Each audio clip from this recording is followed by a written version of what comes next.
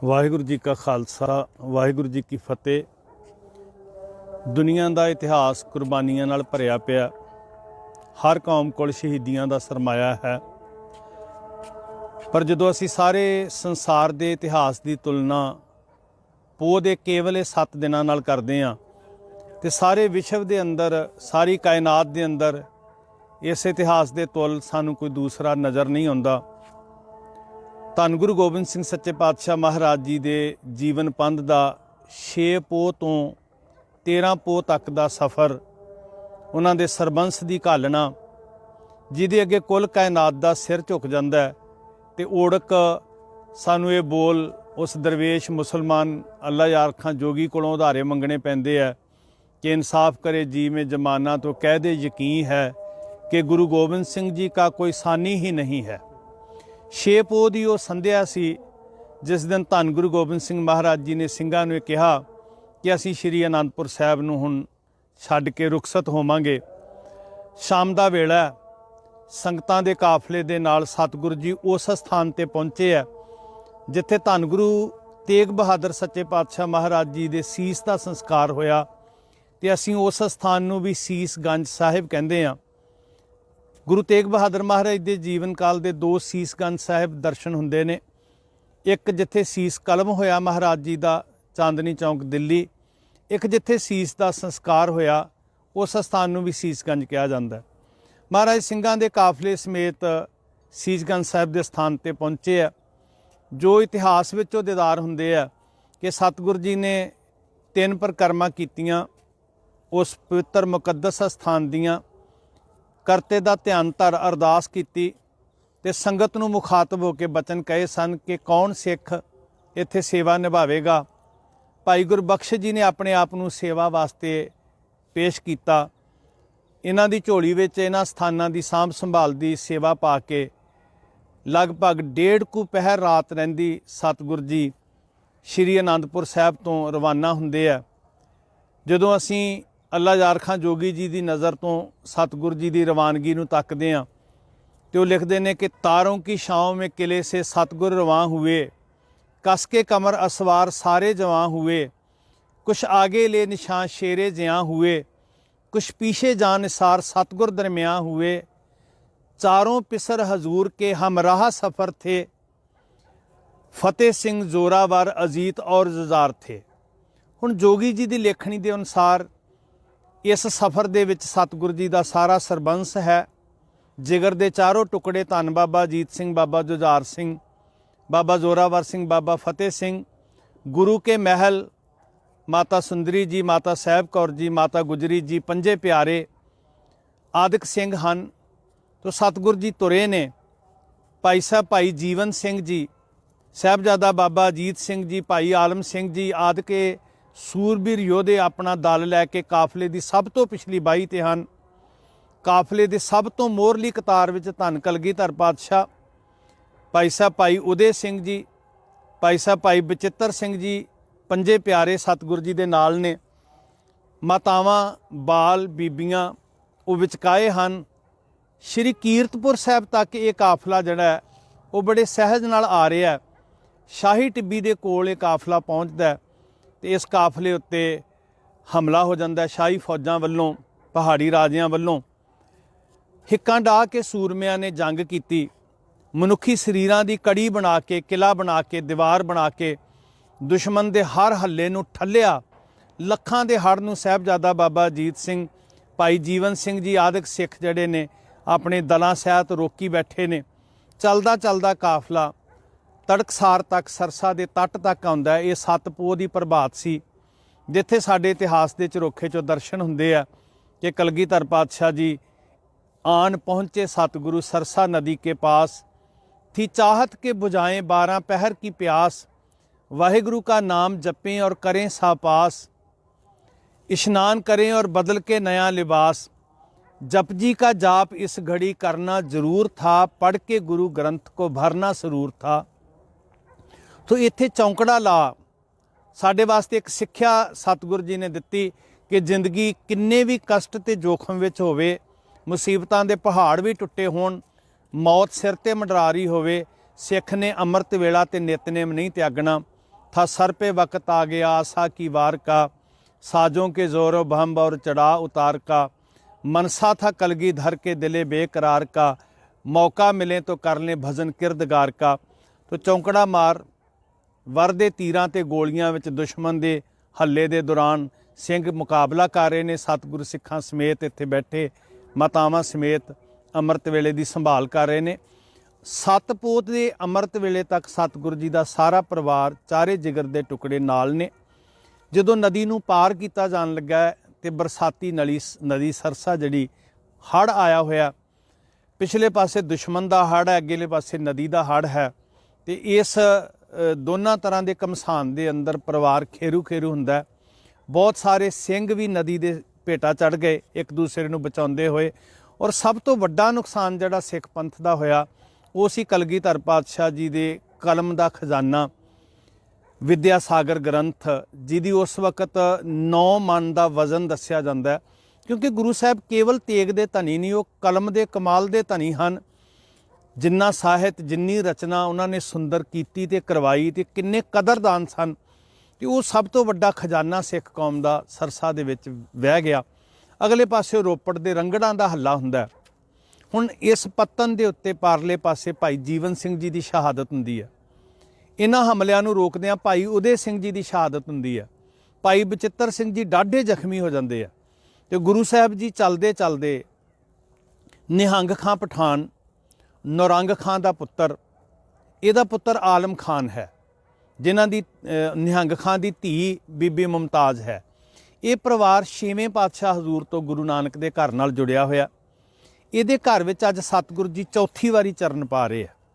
ਇਹ ਪਰਿਵਾਰ ਸ਼੍ਰੀ ਕੀਰਤਪੁਰ ਸਾਹਿਬ ਗੁਰੂ ਹਰਗੋਬਿੰਦ ਸਾਹਿਬ ਮਹਾਰਾਜ ਦੇ ਚਰਨਾਂ ਵਿੱਚ ਵੀ ਜਾਂਦਾ ਰਿਹਾ, ਸ਼੍ਰੀ ਅਨੰਦਪੁਰ ਸਾਹਿਬ ਵੀ ਜਾਂਦਾ ਰਿਹਾ। ਨਿਹੰਗ ਖਾਂ ਦੇ ਪੁੱਤਰ ਆਲਮ ਖਾਂ ਦੀ ਮੰਗਣਾ ਜਿਹੜਾ ਸੀ, ਰਿਸ਼ਤਾ ਸੀ ਜਿਹੜਾ, ਉਹ ਰਾਏ ਕੱਲੇ ਦੀ ਧੀ ਦੇ ਨਾਲ ਹੋਇਆ। ਤੇ ਗੁਰੂ ਸਾਹਿਬ ਜੀ ਇਸ ਰਿਸ਼ਤੇ ਦੇ ਦੌਰਾਨ ਹਾਜ਼ਰ ਹੋਏ ਮਹਾਰਾਜ, ਇੱਥੇ ਇਹਦੇ ਘਰ ਵਿੱਚ ਆਏ ਸਨ ਸਤਿਗੁਰੂ ਜੀ। ਸੋ ਇਹ ਪਰਿਵਾਰ ਗੁਰੂ ਘਰ ਨਾਲ ਬੜਾ ਜੁੜਿਆ ਹੋਇਆ ਪਰਿਵਾਰ ਸੀ। ਇੱਥੇ ਮਹਾਰਾਜ ਜੀ ਕੁਝ ਦੇਰ ਰੁਕੇ। ਭਾਈ ਬਚਿੱਤਰ ਸਿੰਘ ਜੀ ਬੇਅੰਤ ਜ਼ਖਮੀ ਹਾਲਤ ਵਿੱਚ ਸਨ, ਜਿਨ੍ਹਾਂ ਨੂੰ ਸਤਿਗੁਰੂ ਜੀ ਨੇ ਇੱਥੇ ਟਿਕਾਇਆ। ਸੇਵਾ ਸੰਭਾਲ ਜਿਹੜੀ ਸੀ ਉਸ ਪਰਿਵਾਰ ਦੇ ਸਪੁਰਦ ਕੀਤੀ। ਤੇ ਸੱਚੇ ਪਾਤਸ਼ਾਹ ਜੀ ਨਹੀਂ ਚਾਹੁੰਦੇ ਕਿ ਇਹਨਾਂ ਭਲੇ ਪੁਰਖਾਂ ਉੱਤੇ ਹਕੂਮਤ ਦੀ ਮੁਸੀਬਤ ਡਿੱਗੇ। ਮਹਾਰਾਜ ਇੱਥੋਂ ਕੂਚ ਕਰਦੇ ਆ। ਭਾਈ ਬਚਿੱਤਰ ਸਿੰਘ ਜੀ ਲਗਭਗ ਸ਼ਹੀਦੀ ਦੀ ਸਰਦਲ 'ਤੇ ਨੇ, ਜਿਨ੍ਹਾਂ ਦੀ ਟਹਿਲ ਸੇਵਾ ਵਿੱਚ ਬੀਬੀ ਮੁਮਤਾਜ਼ ਹਾਜ਼ਰ ਹੁੰਦੀ ਹੈ। ਹਾਕਮਾਂ ਨੂੰ ਨਿਹੰਗ ਖਾਂ ਨੇ ਜਵਾਬ ਦਿੱਤਾ ਕਿ ਇਸ ਕੋਠੜੀ ਵਿੱਚ ਮੇਰੇ ਧੀ ਤੇ ਜਵਾਈ ਨੇ। ਇੰਨੀ ਦੇਰ ਨੂੰ ਭਾਈ ਬਚਿੱਤਰ ਸਿੰਘ ਜੀ ਸ਼ਹੀਦ ਹੋ ਚੁੱਕੇ ਆ, ਜਿਨ੍ਹਾਂ ਦਾ ਸੰਸਕਾਰ ਵੀ ਉੱਥੇ ਕੀਤਾ ਗਿਆ। ਗੁਰੂ ਸਾਹਿਬ ਜੀ ਬਾਹਮਣ ਮਾਜਰਾ, ਬੂਰ ਮਾਜਰਾ ਪਿੰਡ ਤੋਂ ਹੁੰਦੇ, ਜਿੱਥੇ ਮਹਾਰਾਜ ਨੇ ਖੂਹ ਤੋਂ ਜਲ ਛਕਿਆ। ਉੱਥੇ ਖਬਰ ਮਹਾਰਾਜ ਨੂੰ ਮਿਲਦੀ ਹੈ 7 ਪੋਹ ਨੂੰ ਕਿ ਦਿੱਲੀ ਤੋਂ ਤਾਜ਼ਾ ਦਮ ਫੌਜਾਂ ਹੋਰ ਪਹੁੰਚ ਰਹੀਆਂ ਨੇ। ਗੁਰੂ ਸਾਹਿਬ ਜੀ ਚਾਹੁੰਦੇ ਤੇ ਦੁਆਬੇ ਜਾਂ ਮਾਝੇ ਨੂੰ ਜਾ ਸਕਦੇ ਸਨ, ਪਰ ਮਹਾਰਾਜ ਨੇ ਆਈਆਂ ਫੌਜਾਂ ਦਾ ਟਾਕਰਾ ਕਰਨ ਲਈ ਚਮਕੌਰ ਵਿੱਚ ਜਾ ਕੇ ਬੈਠਣਾ ਜ਼ਿਆਦਾ ਮੁਨਾਸਬ ਸਮਝਿਆ। ਕਿਉਂਕਿ ਸਤਿਗੁਰੂ ਜੀ ਪਹਿਲਾਂ ਵੀ 3 ਰਾਤਾਂ ਚਮਕੌਰ ਦੀ ਇਸ ਧਰਤੀ ਤੇ ਕੱਟ ਚੁੱਕੇ ਨੇ। ਜਦੋਂ ਗੁਰੂ ਸਾਹਿਬ ਜੀ ਕੁਰੂਖੇਤਰ ਤੋਂ ਆਏ ਸਨ, ਉਦੋਂ ਮਹਾਰਾਜ ਨੇ 3 ਰਾਤਾਂ ਇੱਥੇ ਕੱਟੀਆਂ ਸਨ। ਇੱਥੋਂ ਦੀ ਭੂਗੋਲਿਕ ਸਥਿਤੀ ਤੋਂ ਸਤਿਗੁਰੂ ਜੀ ਬਹੁਤ ਵਾਕਿਫ ਸਨ। ਤਾਂ ਉਸ ਗੜੀ ਦੀ ਟੇਕ ਮਹਾਰਾਜ ਨੇ ਲਈ, ਜਿਹੜੀ ਉੱਚੀ ਗੜੀ ਸੀ, ਜਿਹਨੂੰ ਬੁੱਧੀ ਰਾਮ ਦੀ ਹਵੇਲੀ ਕਿਹਾ ਜਾਂਦਾ। ਉੱਥੇ 7 ਪੋਹ ਦੀ ਸ਼ਾਮ ਨੂੰ ਧੰਨ ਗੁਰੂ ਗੋਬਿੰਦ ਸਿੰਘ ਮਹਾਰਾਜ ਜੀ ਪਹੁੰਚਦੇ ਆ। ਪਰਿਵਾਰ ਸਰਸਾ ਪਾਰ ਕਰਦਿਆਂ ਖਿੰਡ ਚੁੱਕਿਆ। ਗੁਰੂ ਕੇ ਮਹਿਲ ਮਾਤਾ ਸੁੰਦਰ ਕੌਰ, ਮਾਤਾ ਸਾਹਿਬ ਕੌਰ ਜੀ, ਜਿਨ੍ਹਾਂ ਦੀ ਜ਼ਿੰਮੇਵਾਰੀ ਭਾਈ ਮਨੀ ਸਿੰਘ ਜੀ, ਭਾਈ ਧੰਨਾ ਸਿੰਘ, ਭਾਈ ਜਵਾਰ ਸਿੰਘ ਜੀ ਨੂੰ ਹੈ। ਉਹਨਾਂ ਦੇ ਨਾਲ 2 ਟਹਿਲਣਾ ਨੇ, ਬੀਬੋ ਤੇ ਭਾਗੋ।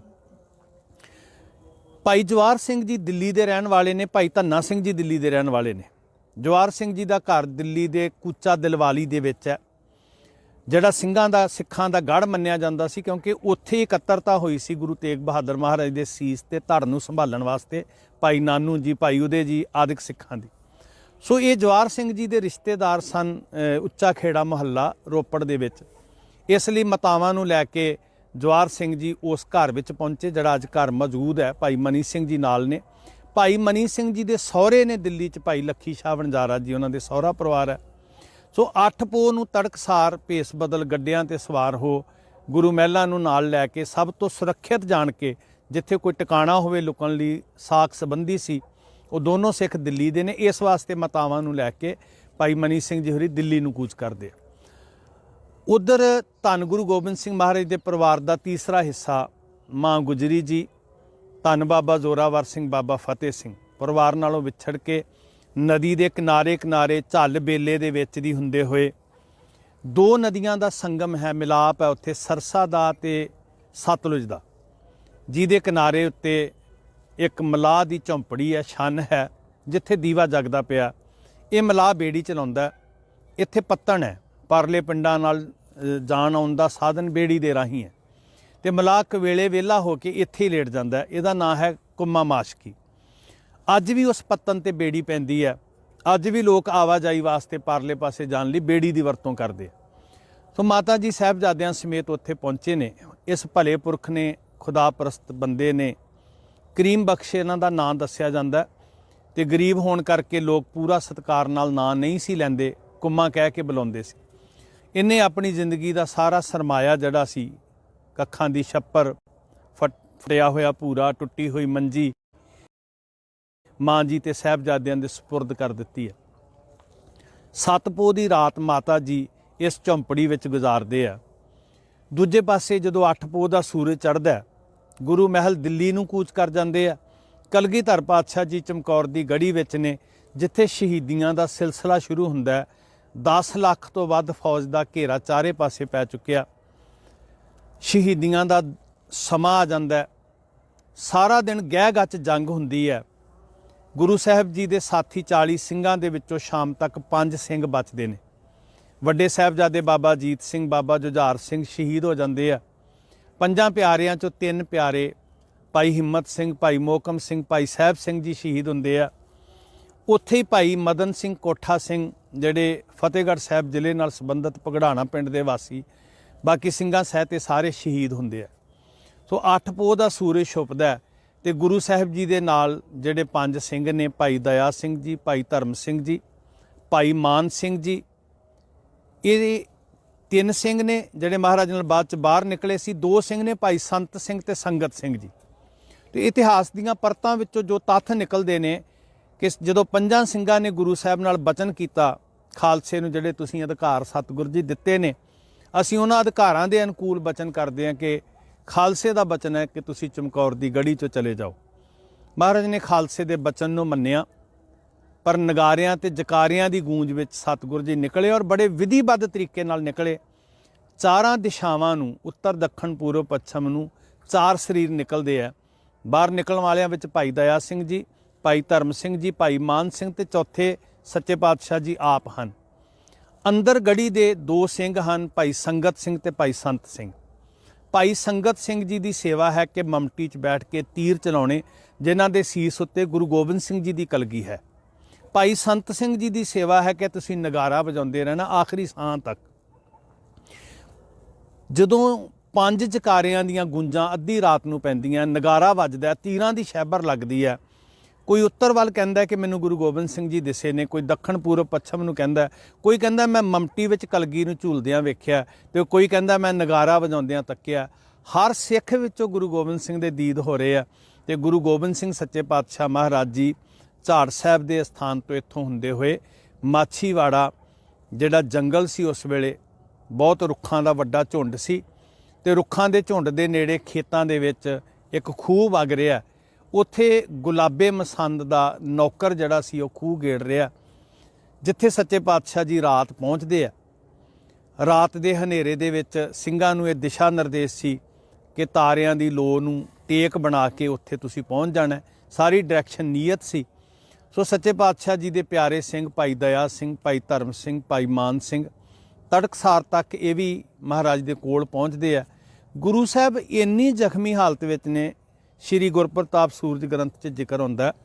ਭਾਈ ਸੰਤੋਖ ਸਿੰਘ ਲਿਖਦੇ ਆ ਕਿ ਮਹਾਰਾਜ ਇੰਨੇ ਛਾਲੇ ਪੈ ਚੁੱਕੇ ਆ ਚਰਨਾਂ 'ਚ ਕਿ ਜਦੋਂ ਸਤਿਗੁਰ ਜੀ ਲੇਟੇ ਹੋਏ ਉੱਠੇ, ਜਦੋਂ ਸਤਿਗੁਰ ਜੀ ਵਿਸ਼ਰਾਮ ਕਰ ਰਹੇ ਸੀ ਕੰਡਿਆਲੀ ਸੇਜ ਦੇ ਉੱਤੇ ਮਾਛੀਵਾੜੇ ਦੇ ਉਸ ਜੰਗਲ ਦੇ ਅੰਦਰ, ਜਿੱਥੇ ਬੈਠ ਕੇ ਕਦੀ ਤਰਾਨੇ ਗਾਏ ਮਿੱਤਰ ਪਿਆਰੇ ਨੂੰ, ਹਾਲ ਮੁਰੀਦਾਂ ਦਾ ਕਹਿਣਾ, ਸਤਿਗੁਰ ਜੀ ਕਦਮਾਂ ਦੇ ਨਾਲ ਚੱਲ ਨਾ ਸਕੇ, ਇੰਨੇ ਕਦਮ ਜ਼ਖਮੀ ਹੋ ਚੁੱਕੇ ਸਨ। ਤੇ ਭਾਈ ਸਾਹਿਬ ਭਾਈ ਦਇਆ ਸਿੰਘ ਜੀ ਆਪਣੇ ਮੋਢਿਆਂ ਤੇ ਸਤਿਗੁਰਾਂ ਨੂੰ ਚੁੱਕ ਕੇ ਖੂਹ ਤੱਕ ਲਿਆਂਦੇ ਆ। ਖੂਨ ਦੇ ਨਾਲ ਕੱਪੜੇ ਜੁੜ ਚੁੱਕੇ ਆ। ਪਾਣੀ ਨਾਲ ਧੋ ਕੇ ਕੱਪੜਿਆਂ ਨੂੰ ਠੀਕ ਕੀਤਾ। ਮਹਾਰਾਜ ਨੂੰ ਗੁਲਾਬੇ ਪੰਜਾਬੇ ਦੇ ਘਰ ਲਿਆਂਦਾ ਮਾਛੀਵਾੜੇ, ਜਿੱਥੇ ਗੁਲਾਬੇ ਤੇ ਪੰਜਾਬੇ ਨੇ ਪਹਿਲੀ ਰਾਤ ਹੀ ਹਕੂਮਤ ਦੇ ਡਰ ਨੂੰ ਵੇਖ ਕੇ, ਜਦੋਂ ਪਤਾ ਲੱਗ ਗਿਆ ਹਾਕਮਾਂ ਨੂੰ ਕਿ ਸਤਿਗੁਰੂ ਜੀ ਗੜੀ ਚੋਂ ਨਿਕਲ ਚੁੱਕੇ ਆ, ਚੱਪਾ ਚੱਪਾ ਛਾਨਣਾ ਸ਼ੁਰੂ ਕਰ ਦਿੱਤਾ 10 ਲੱਖ ਫੌਜ ਨੇ। ਇਹ ਦੋਨੋਂ ਡਰ ਗਏ ਕਾਇਰ। ਇਹਨਾਂ ਨੇ ਤੜਕਸਾਰ ਸਤਿਗੁਰੂ ਜੀ ਨੂੰ ਇੱਕ ਖੱਦਰ ਦਾ ਰੇਜਾ ਤੇ 5 ਮੋਹਰਾਂ ਰੱਖ ਕੇ ਮੱਥਾ ਟੇਕਤਾ, ਜਿਹਦਾ ਇਸ਼ਾਰਾ ਇਹ ਸੀ ਕਿ ਤੁਸੀਂ ਸਾਡੇ ਘਰ ਤੋਂ ਚਲੇ ਜਾਓ। ਉਸੇ ਮਾਛੀਵਾੜੇ 'ਚ ਨਬੀ ਖਾਂ ਤੇ ਗਨੀ ਖਾਂ ਹਨ, ਜਿਨ੍ਹਾਂ ਨੇ ਹੱਥ ਜੋੜ ਕੇ ਸਤਿਗੁਰੂ ਜੀ ਨੂੰ ਆਪਣੇ ਘਰ ਲਿਆਂਦਾ, ਜਿਹੜੇ ਪਲੰਗੇ ਤੇ ਮਹਾਰਾਜ ਨੂੰ ਬਿਠਾ ਕੇ, ਕਿਉਂਕਿ ਜਦੋਂ ਫੌਜ ਨੂੰ ਇਹ ਗਿਆਨ ਹੋ ਗਿਆ ਕਿ ਮਹਾਰਾਜ ਗੜੀ 'ਚੋਂ ਜਾ ਚੁੱਕੇ ਆ, ਪਹਿਲਾਂ ਤੇ ਭਰਮ ਸੀ ਕਿ ਸ਼ਾਇਦ ਇਹ ਕਲਗੀ ਵਾਲੇ ਜਿਹੜੇ ਝੂਲ ਰਹੀ ਕਲਗੀ ਇਹ ਗੁਰੂ ਗੋਬਿੰਦ ਸਿੰਘ ਹੋਣਗੇ। ਜਦੋਂ ਉਹ ਭਰਮ ਦੂਰ ਹੋ ਗਿਆ, ਫਿਰ ਚੱਪਾ ਚੱਪਾ ਛਾਨਣਾ ਸ਼ੁਰੂ ਕੀਤਾ ਇਸ ਇਲਾਕੇ ਦਾ। ਸਖਤ ਪਹਿਰੇ ਸਨ ਤੇ ਇਹਨਾਂ ਪਹਿਰਿਆਂ 'ਚੋਂ ਨਿਕਲਣਾ ਮੁਨਾਸਬ ਨਹੀਂ ਸੀ। ਸੋ ਨਿਹੰਗ ਖਾਂ ਪਠਾਨ, ਨਬੀ ਖਾਂ ਤੇ ਗਨੀ ਖਾਂ ਦੋਨਾਂ ਨੇ ਪਲੰਗੇ ਨੂੰ ਅੱਗੋਂ ਚੁੱਕਿਆ। ਭਾਈ ਦਇਆ ਸਿੰਘ, ਭਾਈ ਧਰਮ ਸਿੰਘ, ਭਾਈ ਮਾਨ ਸਿੰਘ ਜੀ ਪਿੱਛੇ ਨੇ, ਮੋਰਾਂ ਦੇ ਮੁੱਠੇ ਦਾ ਚੌਰ ਕਰਦੇ ਹੋਏ ਸਤਿਗੁਰਾਂ ਨੂੰ ਜਦੋਂ ਲੈ ਕੇ ਤੁਰੇ। ਤੇ ਸੱਚੇ ਪਾਤਸ਼ਾਹ ਜੀ ਨਹੀਂ ਚਾਹੁੰਦੇ ਕਿ ਇਹ ਮੇਰੇ ਪਿਆਰੇ ਜਿਹੜੇ ਸੁਹਿਰਦ ਸੇਵਕ ਨੇ, ਇਹਨਾਂ ਦੀ ਜ਼ਿੰਦਗੀ ਵਿੱਚ ਕੋਈ ਜੋਖਮ ਆਵੇ, ਕੋਈ ਇਹਨਾਂ ਨੂੰ ਮੁਸੀਬਤ ਦਾ ਸਾਹਮਣਾ ਕਰਨਾ ਪਵੇ। ਇਸ ਲਈ ਮਹਾਰਾਜ ਬੜੇ ਸਹਿਜ ਨਾਲ ਆਪਣੇ ਆਪੇ ਨੂੰ ਪ੍ਰਗਟ ਕੀਤੇ ਤੋਂ ਬਿਨਾਂ ਉੱਚ ਦਾ ਪੀਰ ਬਣਾ ਕੇ ਨਬੀ ਖਾਂ ਗਨੀ ਖਾਂ ਲੈ ਤੁਰਦੇ ਨੇ। ਤੇ ਆਲਮਗੀਰ ਤੱਕ ਸੱਚੇ ਪਾਤਸ਼ਾਹ ਜੀ ਨੂੰ ਕਟਾਣਾ ਸਾਹਿਬ ਦੇ ਰਾਹਾਂ ਤੋਂ, ਇਹਨਾਂ ਰਸਤਿਆਂ ਤੋਂ ਹੁੰਦੇ ਹੋਏ ਆਲਮਗੀਰ ਵਾਲੇ ਪਾਸਿਓਂ, ਫਿਰ ਉੱਥੋਂ ਸਤਿਗੁਰੂ ਜੀ ਰਾਏਕੋਟ ਨੂੰ, ਰਾਏਕੋਟ ਤੋਂ ਫਿਰ ਦੀਨਾ ਕਾਂਗੜ ਤੋਂ ਮੁਕਤਸਰ ਸਾਹਿਬ ਜਿਹੜਾ ਕੋਟਕਪੂਰੇ ਦੇ ਰਾਹੀਂ, ਫਿਰ ਦਮਦਮਾ ਸਾਹਿਬ ਹਜ਼ੂਰ ਲੰਬੇ ਪੈਂਡੇ ਬਾਅਦ ਪਹੁੰਚਦੇ ਆ। ਉਧਰ ਮਾਂ ਗੁਜਰੀ ਜੀ ਸਤਪੋਹ ਦੀ ਰਾਤ ਸਰਸਾ ਦੇ ਕਿਨਾਰੇ, ਜਿੱਥੇ ਨੇੜੇ ਪਿੰਡ ਚੱਕ ਢੇਰਾ, ਜੰਗਲ ਬੀਆਬਾਨ, ਬੜਾ ਬਿਖੜਾ ਪਿਹਾਵਲਾ ਅੱਜ ਵੀ ਉਹ ਇਲਾਕਾ ਹੈ। ਉੱਥੇ ਸਤਿਗੁਰੂ ਜੀ ਦੇ ਮਾਨਯੋਗ ਮਾਤਾ ਗੁਜਰੀ ਜੀ, ਛੋਟੇ ਲਾਲ, ਬਾਬਾ ਜ਼ੋਰਾਵਰ ਸਿੰਘ, ਬਾਬਾ ਫਤਿਹ ਸਿੰਘ ਸਤਪੋਹ ਦੀ ਰਾਤ ਗੁਜ਼ਾਰਦੇ ਆ। ਤੇ ਇਸ ਪਤਨ ਤੇ ਕਿਸੇ ਪਾਸਿਓਂ ਗੰਗੂ ਆ ਜਾਂਦਾ, ਜਿਹੜਾ ਨੌਕਰ ਰਿਹਾ ਗੁਰੂ ਘਰ ਦਾ। ਹੋ ਸਕਦਾ ਉੱਥੋਂ ਤੱਕ ਗੰਗੂ ਦੀ ਨੀਅਤ 'ਚ ਖੋਟ ਵੀ ਨਾ ਹੋਵੇ। ਉਹ ਮਾਤਾ ਜੀ ਤੇ ਸਾਹਿਬਜ਼ਾਦਿਆਂ ਨੂੰ ਆਪਣੇ ਨਗਰ ਸਹੇੜੀ, ਜਿਹਨੂੰ ਉਸ ਵੇਲੇ ਖੇੜੀ ਕਿਹਾ ਜਾਂਦਾ ਸੀ, ਪਰ ਇਸ ਪਾਪੀ ਦੇ ਪਾਪ ਕਮਾਉਣ ਕਰਕੇ ਸਿੱਖਾਂ ਨੇ ਇਹਨੂੰ ਖੇੜੀ ਕਹਿਣਾ ਬੰਦ ਕੀਤਾ। ਖੇੜੀ ਦਾ ਅਰਥ ਹੁੰਦਾ ਖੁਸ਼ੀਆਂ ਖੇੜਿਆਂ ਵਾਲੀ ਜਗ੍ਹਾ, ਇਹਨੂੰ ਪਾਪ ਸਹੇੜਨ ਵਾਲੀ ਸਹੇੜੀ ਕਹਿਣਾ ਸ਼ੁਰੂ ਕਰ ਦਿੱਤਾ। ਸੋ ਇਹ 8 ਪੋਹ ਨੂੰ ਮਾਤਾ ਜੀ ਤੇ ਸਾਹਿਬਜ਼ਾਦਿਆਂ ਨੂੰ ਰਸਤੇ 'ਚ ਪੜਾਅ ਹੁੰਦੇ ਨੇ, ਜਿਹਨੂੰ ਐਮਾ ਸਾਹਿਬ ਤੇ ਕਾਇਨੌਰ ਕਿਹਾ ਜਾਂਦਾ।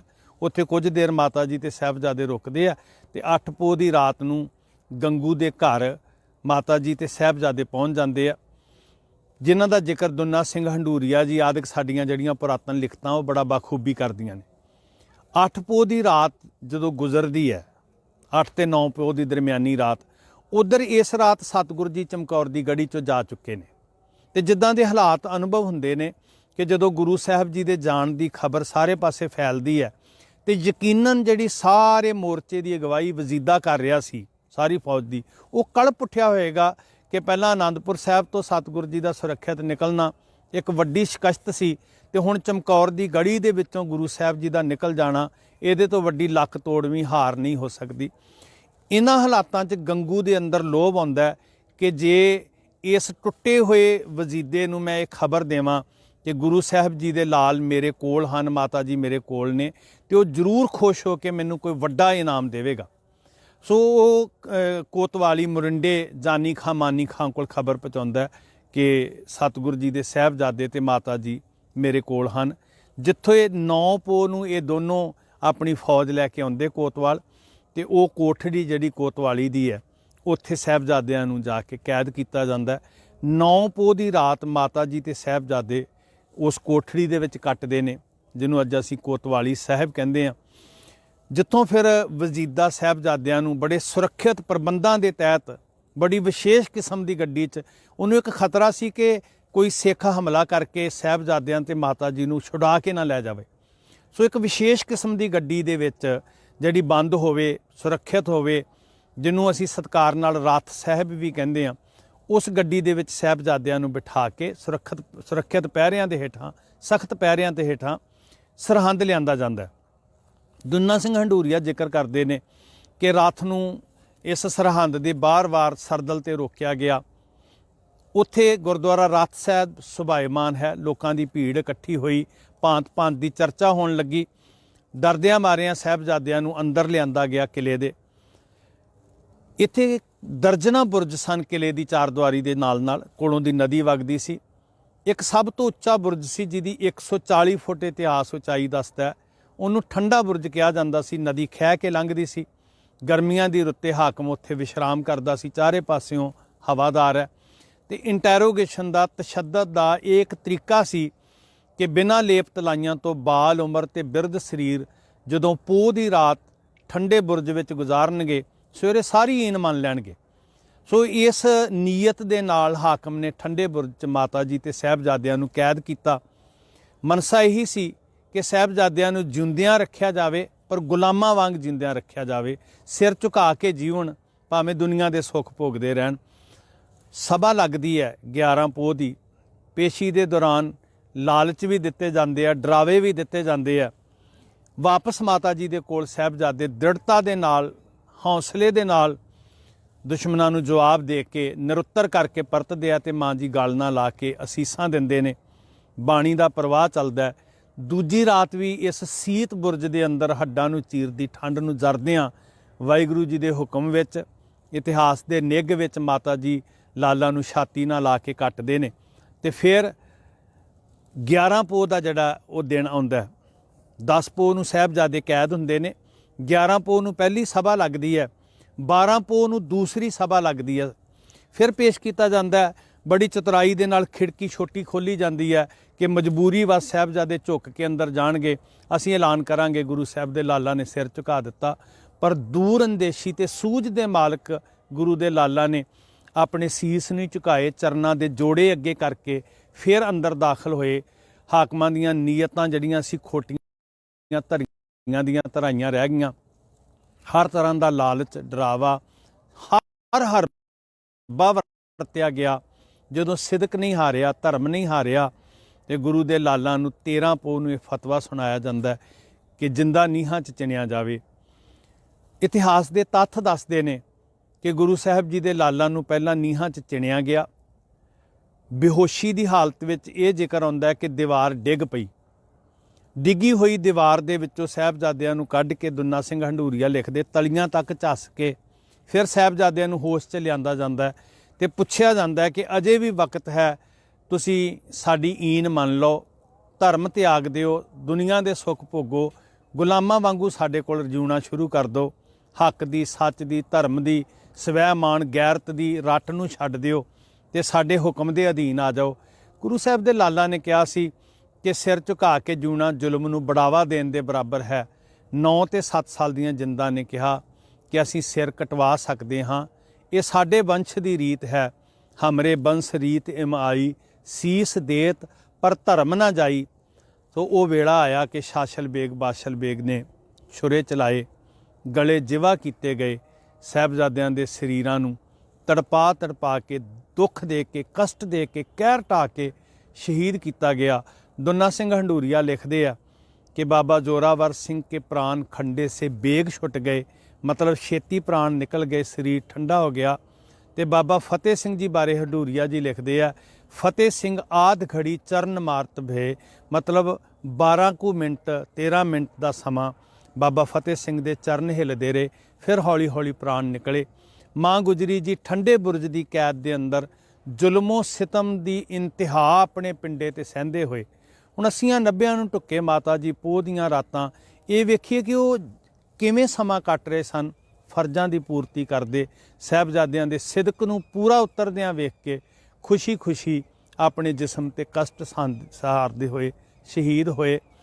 ਇੱਥੇ ਇਹ ਵੀ ਜ਼ਿਕਰ ਹੈ ਇਤਿਹਾਸ ਦੇ ਅੰਦਰ ਕਿ ਬਾਬਾ ਮੋਤੀ ਰਾਮ ਮਹਿਰਾ ਨੇ ਸੇਵਾ ਖੱਟੀ ਦੁੱਧ ਪਿਆਉਣ ਦੀ। ਫਿਰ ਹਾਕਮ ਦੀ ਨੀਅਤ ਹੈ ਕਿ ਇਹ ਸਰੀਰਾਂ ਨੂੰ ਕੋਈ ਸਾਂਭਣ ਵਾਲਾ ਨਾ ਹੋਵੇ। ਜਿੰਨਾ ਸਰੀਰ ਰੋਲਣਗੇ ਲੋਕਾਂ 'ਚ ਦਹਿਸ਼ਤ ਪਏਗੀ ਤੇ ਕੋਈ ਸਾਡੇ ਸਾਹਮਣੇ ਸੱਚ ਦੀ ਗੱਲ ਕਰਨ ਵਾਲਾ ਨਹੀਂ ਬਚੇਗਾ। ਸ਼ਰਤ ਐਸੀ ਰੱਖੀ ਜਿਹੜੀ ਪੂਰੀ ਨਾ ਹੋ ਸਕੇ ਕਿ ਧਰਤੀ ਦਾ ਟੁਕੜਾ ਸੋਨੇ ਦੀਆਂ ਮੋਹਰਾਂ ਖੜੀਆਂ ਕਰਕੇ ਵਿਛਾਉਣਾ ਪਏਗਾ। ਪਹਿਲੀ ਗੱਲ, ਸਰਹੰਦ ਦੀ ਜੂਹ ਵਿੱਚ ਸੰਸਕਾਰ ਨਹੀਂ ਹੋਣ ਦਿਆਂਗੇ। ਅੱਤੇ ਵਾਲੀ ਪਿੰਡ ਦੀ ਜੂਹ ਸੀ ਉਹ, ਜਿੱਥੇ ਅੱਤੇ ਖਾਂ ਪਠਾਨ ਨੇ ਉਹ ਧਰਤੀ ਦਾ ਟੁਕੜਾ ਦਿੱਤਾ ਤੇ ਹਾਕਮ ਨੇ ਜਿਹੜਾ ਇਸ ਦੇਸ਼ ਦਾ ਮਾਲਕ ਖਵਾਉਂਦਾ ਸੀ, ਉਹਨੇ ਉਹ ਧਰਤੀ ਦਾ ਟੁਕੜਾ ਸੋਨੇ ਦੀਆਂ ਮੋਹਰਾਂ ਖੜੀਆਂ ਕਰਕੇ ਚਿਣ ਚਿਣ ਕੇ ਢੱਕ ਕੇ ਫਿਰ ਉਹਦੇ ਬਦਲੇ ਵਿੱਚ ਦਿੱਤਾ। ਦੀਵਾਨ ਟੋਡਰ ਮੱਲ ਗੁਰੂ ਕਾ ਅਨੰਨ ਸਿੱਖ ਹੈ, ਜਿਹਨੂੰ ਸਾਡਾ ਇਤਿਹਾਸ ਕਹਿੰਦਾ ਹੈ ਟੋਡਰ ਮੱਲ ਸਿੱਖ ਬਹੁ ਭਾਰੀ, ਕਿ ਵੱਡਾ ਸ਼ਰਧਾਵਾਨ ਸਿੱਖ ਹੈ ਜਿਹਨੂੰ ਕੋਈ ਕੁਝ ਬਣਾਉਣ ਦਾ ਅੱਜ ਯਤਨ ਕੀਤਾ ਜਾ ਰਿਹਾ। ਸਾਨੂੰ ਗਰਵ ਹੈ ਉਸ ਸਿੱਖ ਦੇ ਉੱਤੇ ਜਿਨ੍ਹਾਂ ਨੇ ਇੱਕੋ ਚਿਖਾ ਤੇ ਫਿਰ ਤਿੰਨੋਂ ਸਰੀਰਾਂ ਨੂੰ ਰੱਖ ਕੇ ਨਾਲ ਬਾਬਾ ਮੋਤੀ ਰਾਮ ਜੀ ਦੇ ਪਤਨੀ ਨੇ ਬੀਬੀ ਭੋਲੀ ਜੀ, ਮਾਤਾ ਲੱਦੋ ਜੀ, ਪੁੱਤਰ ਭਾਈ ਨਰੈਣਾ ਜੀ, ਅੱਤੇ ਖਾਂ ਪਠਾਨ ਹੈ। ਤੇ ਪ੍ਰੋਫੈਸਰ ਸਾਹਿਬ ਸਿੰਘ ਲਿਖਦੇ ਆ ਕਿ ਭਾਈ ਰਾਮਾ ਤੇ ਭਾਈ ਤਰਲੋਕਾ ਮਹਾਰਾਜ ਵਾਸੀ ਉਹ ਵੀ ਆਏ ਹੋਏ ਸੀ ਸਰਹੰਦ 'ਚ। ਪ੍ਰੋਫੈਸਰ ਸਾਹਿਬ ਦੀ ਲਿਖਤ ਦੇ ਅਨੁਸਾਰ ਉਹ ਵੀ ਨਾਲ ਸਨ। ਇਹਨਾਂ ਸਰੀਰਾਂ ਨੇ ਇੱਕੋ ਚਿਖਾ ਦੇ ਉੱਤੇ ਤਿੰਨੋਂ ਸਰੀਰਾਂ ਦਾ ਸ਼੍ਰੀ ਜੋਤੀ ਸਰੂਪ ਸਾਹਿਬ, ਜਿਹਨੂੰ ਅੱਜ ਅਸੀਂ ਕਹਿੰਦੇ ਹਾਂ, ਸੰਸਕਾਰ ਕੀਤਾ। ਸੋ ਸਾਹਿਬਜ਼ਾਦਿਆਂ ਦੀ ਸ਼ਹਾਦਤ ਤੋਂ ਬਾਅਦ ਇਹ ਨਤੀਜੇ ਨਿਕਲਦੇ ਆ ਕਿ ਇੰਨੀ ਸਪਿਰਿਟ, ਇੰਨਾ ਜਜ਼ਬਾ, ਇੰਨਾ ਜੋਸ਼ ਦਾ ਹੜ੍ਹ ਆਉਂਦਾ ਕਿ ਕੇਵਲ 5 ਸਾਲ ਦੇ ਵਕਫੇ ਤੋਂ ਬਾਅਦ 1710 ਵਿੱਚ 40,000 ਸਿੱਖ ਬਾਬਾ ਬੰਦਾ ਸਿੰਘ ਬਹਾਦਰ ਦੀ ਅਗਵਾਈ 'ਚ ਇਕੱਠਾ ਹੋ ਜਾਂਦਾ ਤੇ 750 ਸਾਲ ਦੀ ਹਕੂਮਤ ਦੀਆਂ ਜੜ੍ਹਾਂ ਪੁੱਟ ਕੇ ਸਾਹਿਬਜ਼ਾਦਿਆਂ ਦੀ ਕੁਰਬਾਨੀ ਦੇ ਜਜ਼ਬੇ ਦੇ ਨਾਲ ਇਸ ਧਰਤੀ ਉੱਤੇ ਪਹਿਲੀ ਵਾਰ ਇਸ ਧਰਤੀ ਦੇ ਉੱਤੇ ਇਸ ਦੇਸ਼ ਦੇ ਵਿੱਚ ਇੱਥੋਂ ਦੇ ਲੋਕਾਂ ਦਾ ਹਲੇਮੀ ਰਾਜ, ਬੇਗਮਪੁਰੇ ਦਾ ਰਾਜ ਖਾਲਸਾ ਰਾਜ ਦੇ ਰੂਪ 'ਚ ਸਥਾਪਿਤ ਹੁੰਦਾ। ਪਰ ਸਾਹਿਬਜ਼ਾਦਿਆਂ ਨੇ ਸ਼ਹਾਦਤ ਦੇ ਕੇ ਇੱਕ ਸੁਨੇਹਾ ਦਿੱਤਾ ਸੀ ਖਾਲਸਾ ਪੰਥ ਦੇ ਨਾਂ ਕਿ ਹਮ ਜਾਨ ਦੇ ਕੇ ਔरों की जानें बचा चले, सिक्खी की नीम सरों पे उठा चले, सिंगों की सल्तनत का पौधा लगा चले, गद्दी से तख्त बा सब कौम पाएगी, इस जहां से जालमों का निशान तक मिटाएगी। साडे वास्ते एक राह लिखिया ਤਾਂ ਕਿ ਜ਼ੁਲਮੋ ਸਿਤਮ ਦੇ ਸਾਹਮਣੇ ਅਸੀਂ ਦ੍ਰਿੜਤਾ ਦੇ ਨਾਲ ਸਿਰ ਉੱਚਾ ਕਰਕੇ ਅੜ ਸਕੀਏ, ਜੀਉ ਸਕੀਏ। ਸੋ ਉਸ ਕੁਰਬਾਨੀ ਨੂੰ ਸਦਾ ਨਮਸਕਾਰ ਹੈ। ਇਹ ਸੀ 6 ਪੋਹ ਤੋਂ 13 ਪੋਹ ਦਾ ਇੱਕ ਬਿਖੜਾ ਪੈਂਡਾ ਜਿਹਦੇ ਉੱਤੇ ਤੁਰਨ ਵਾਲਿਆਂ ਨੇ ਸਾਡੇ ਰਾਹ ਸੁਖਾਲੇ ਕੀਤੇ। ਆਓ ਤੁਰੀਏ ਤੇ ਉਹਨਾਂ ਨੂੰ ਯਾਦ ਕਰੀਏ। ਵਾਹਿਗੁਰੂ ਜੀ ਕਾ ਖਾਲਸਾ, ਵਾਹਿਗੁਰੂ ਜੀ ਕੀ ਫਤਿਹ। ਵਾਹਿਗੁਰੂ ਜੀ ਕਾ ਖਾਲਸਾ, ਵਾਹਿਗੁਰੂ ਜੀ ਕੀ ਫਤਿਹ। ਦੁਨੀਆ ਦਾ ਇਤਿਹਾਸ ਕੁਰਬਾਨੀਆਂ ਨਾਲ ਭਰਿਆ ਪਿਆ। ਹਰ ਕੌਮ ਕੋਲ ਸ਼ਹੀਦੀਆਂ ਦਾ ਸਰਮਾਇਆ ਹੈ। ਪਰ ਜਦੋਂ ਅਸੀਂ ਸਾਰੇ ਸੰਸਾਰ ਦੇ ਇਤਿਹਾਸ ਦੀ ਤੁਲਨਾ ਪੋਹ ਦੇ ਕੇਵਲ ਇਹ 7 ਦਿਨਾਂ ਨਾਲ ਕਰਦੇ ਹਾਂ ਤੇ ਸਾਰੇ ਵਿਸ਼ਵ ਦੇ ਅੰਦਰ, ਸਾਰੀ ਕਾਇਨਾਤ ਦੇ ਅੰਦਰ ਇਸ ਇਤਿਹਾਸ ਦੇ ਤੁਲ ਸਾਨੂੰ ਕੋਈ ਦੂਸਰਾ ਨਜ਼ਰ ਨਹੀਂ ਆਉਂਦਾ।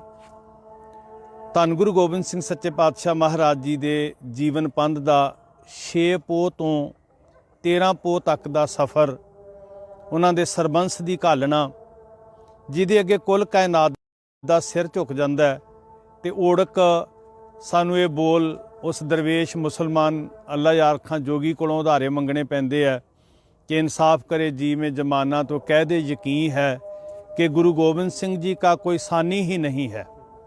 6 ਪੋਹ ਦੀ ਉਹ ਸੰਧਿਆ ਸੀ ਜਿਸ ਦਿਨ ਧੰਨ ਗੁਰੂ ਗੋਬਿੰਦ ਸਿੰਘ ਮਹਾਰਾਜ ਜੀ ਨੇ ਸਿੰਘਾਂ ਨੂੰ ਇਹ ਕਿਹਾ ਕਿ ਅਸੀਂ ਸ਼੍ਰੀ ਅਨੰਦਪੁਰ ਸਾਹਿਬ ਨੂੰ ਹੁਣ ਛੱਡ ਕੇ ਰੁਖਸਤ ਹੋਵਾਂਗੇ।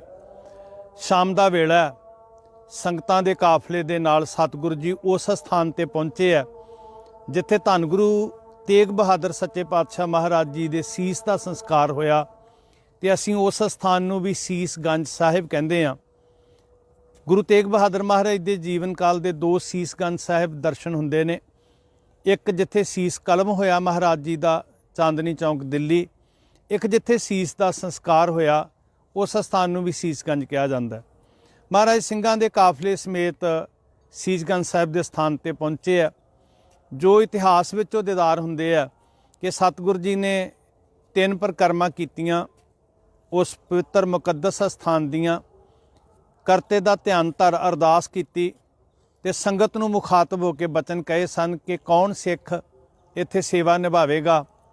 ਭਾਈ ਗੁਰਬਖਸ਼ ਜੀ ਨੇ ਆਪਣੇ ਆਪ ਨੂੰ ਸੇਵਾ ਵਾਸਤੇ ਪੇਸ਼ ਕੀਤਾ। ਇਹਨਾਂ ਦੀ ਝੋਲੀ ਵਿੱਚ ਇਹਨਾਂ ਸਥਾਨਾਂ ਦੀ ਸਾਂਭ ਸੰਭਾਲ ਦੀ ਸੇਵਾ ਪਾ ਕੇ ਲਗਭਗ 1.5 ਕੁ ਪਹਿਰ ਰਾਤ ਰਹਿੰਦੀ ਸਤਿਗੁਰੂ ਜੀ ਸ਼੍ਰੀ ਅਨੰਦਪੁਰ ਸਾਹਿਬ ਤੋਂ ਰਵਾਨਾ ਹੁੰਦੇ ਆ। ਜਦੋਂ ਅਸੀਂ ਅੱਲਾ ਯਾਰ ਖਾਂ ਜੋਗੀ ਜੀ ਦੀ ਨਜ਼ਰ ਤੋਂ ਸਤਿਗੁਰੂ ਜੀ ਦੀ ਰਵਾਨਗੀ ਨੂੰ ਤੱਕਦੇ ਹਾਂ ਤੇ ਉਹ ਲਿਖਦੇ ਨੇ ਕਿ ਤਾਰੋਂ की छाँव में किले से सतगुर रवां हुए, कस के कमर असवार सारे जवां हुए, कुछ आगे ले निशान शेरे ज्यां हुए, कुछ पीछे जान निसार सतगुर दरमियां हुए, चारों पिसर हजूर के हमराह सफ़र थे, फतेह सिंह जोरावर अजीत और जुझार थे। हुण जोगी जी की लेखनी के अनुसार इस सफ़र दे विच सतगुरु जी का सारा सरबंस है। जिगर के चारों टुकड़े धन बाबा अजीत सिंह, बाबा जुझार सिंह, बाबा जोरावर सिंह, बाबा फतेह सिंह, गुरु के महल माता सुंदरी जी, माता साहब कौर जी, माता गुजरी जी, पंजे प्यारे आदिक सिंह हैं।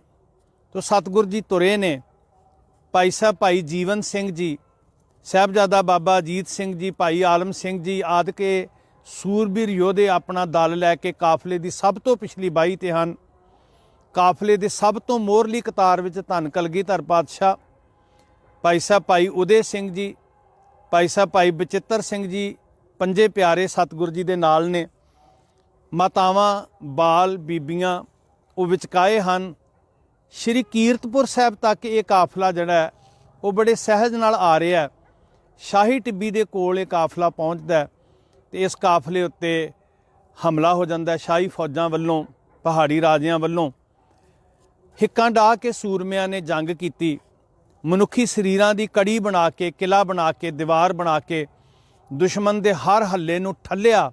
लखां दे हड़ नूं साहबजादा बाबा अजीत सिंह, भाई जीवन सिंह जी आदिक सिख जड़े ने अपने दलों सहित रोकी बैठे ने। चलदा चलदा काफला तड़कसार तक सरसा के तट तक आउंदा है। ये 7 पोह की प्रभात सी जिथे साडे इतिहास के झरोखे चों दर्शन हुंदे आ कि कलगीधर पातशाह जी आन पहुँचे सतगुरु सरसा नदी के पास। थी चाहत के बुझाएं 12 पहर की प्यास, वाहिगुरु का नाम जपें और करें सापास, इश्नान करें और बदल के नया लिबास, जप जी का जाप इस घड़ी करना जरूर था, पढ़ के गुरु ग्रंथ को भरना जरूर था। तो इत्थे चौंकड़ा ला साडे वास्ते एक सिक्ख्या सतगुरु जी ने दिती कि जिंदगी किन्ने भी कष्ट ते जोखम विच होवे, मुसीबतां दे पहाड़ भी टुटे होण, मौत सिर ते मंडरा रही होवे, सिख ने अमृत वेला ते नितनेम नहीं त्यागना। था सर पे वक्त आ गया आशा की वार का, साजों के जोरों बहम और चढ़ा उतार का, मनसा था कलगीधर के दिले बेकरार का, मौका मिले तो कर लें भजन किरदगार का। तो चौंकड़ा मार वर दे तीरां ते गोलियां विच दुश्मन दे हल्ले दे दौरान सिंह मुकाबला कर रहे ने। सतगुरु सिखां समेत इत्थे बैठे मातावां समेत अमृत वेले की संभाल कर रहे ने। 7 पोत के अमृत वेले तक सतगुरु जी का सारा परिवार चारे जिगर के टुकड़े नाल ने। जदों नदी नूं पार किया जान लगा तो बरसाती नदी सरसा जिहड़ी हड़ आया होया, पिछले पासे दुश्मन का हड़ है, अगले पासे नदी का हड़ है। तो इस दोनों तरह के घमसान के अंदर परिवार खेरू खेरू हुंदा है।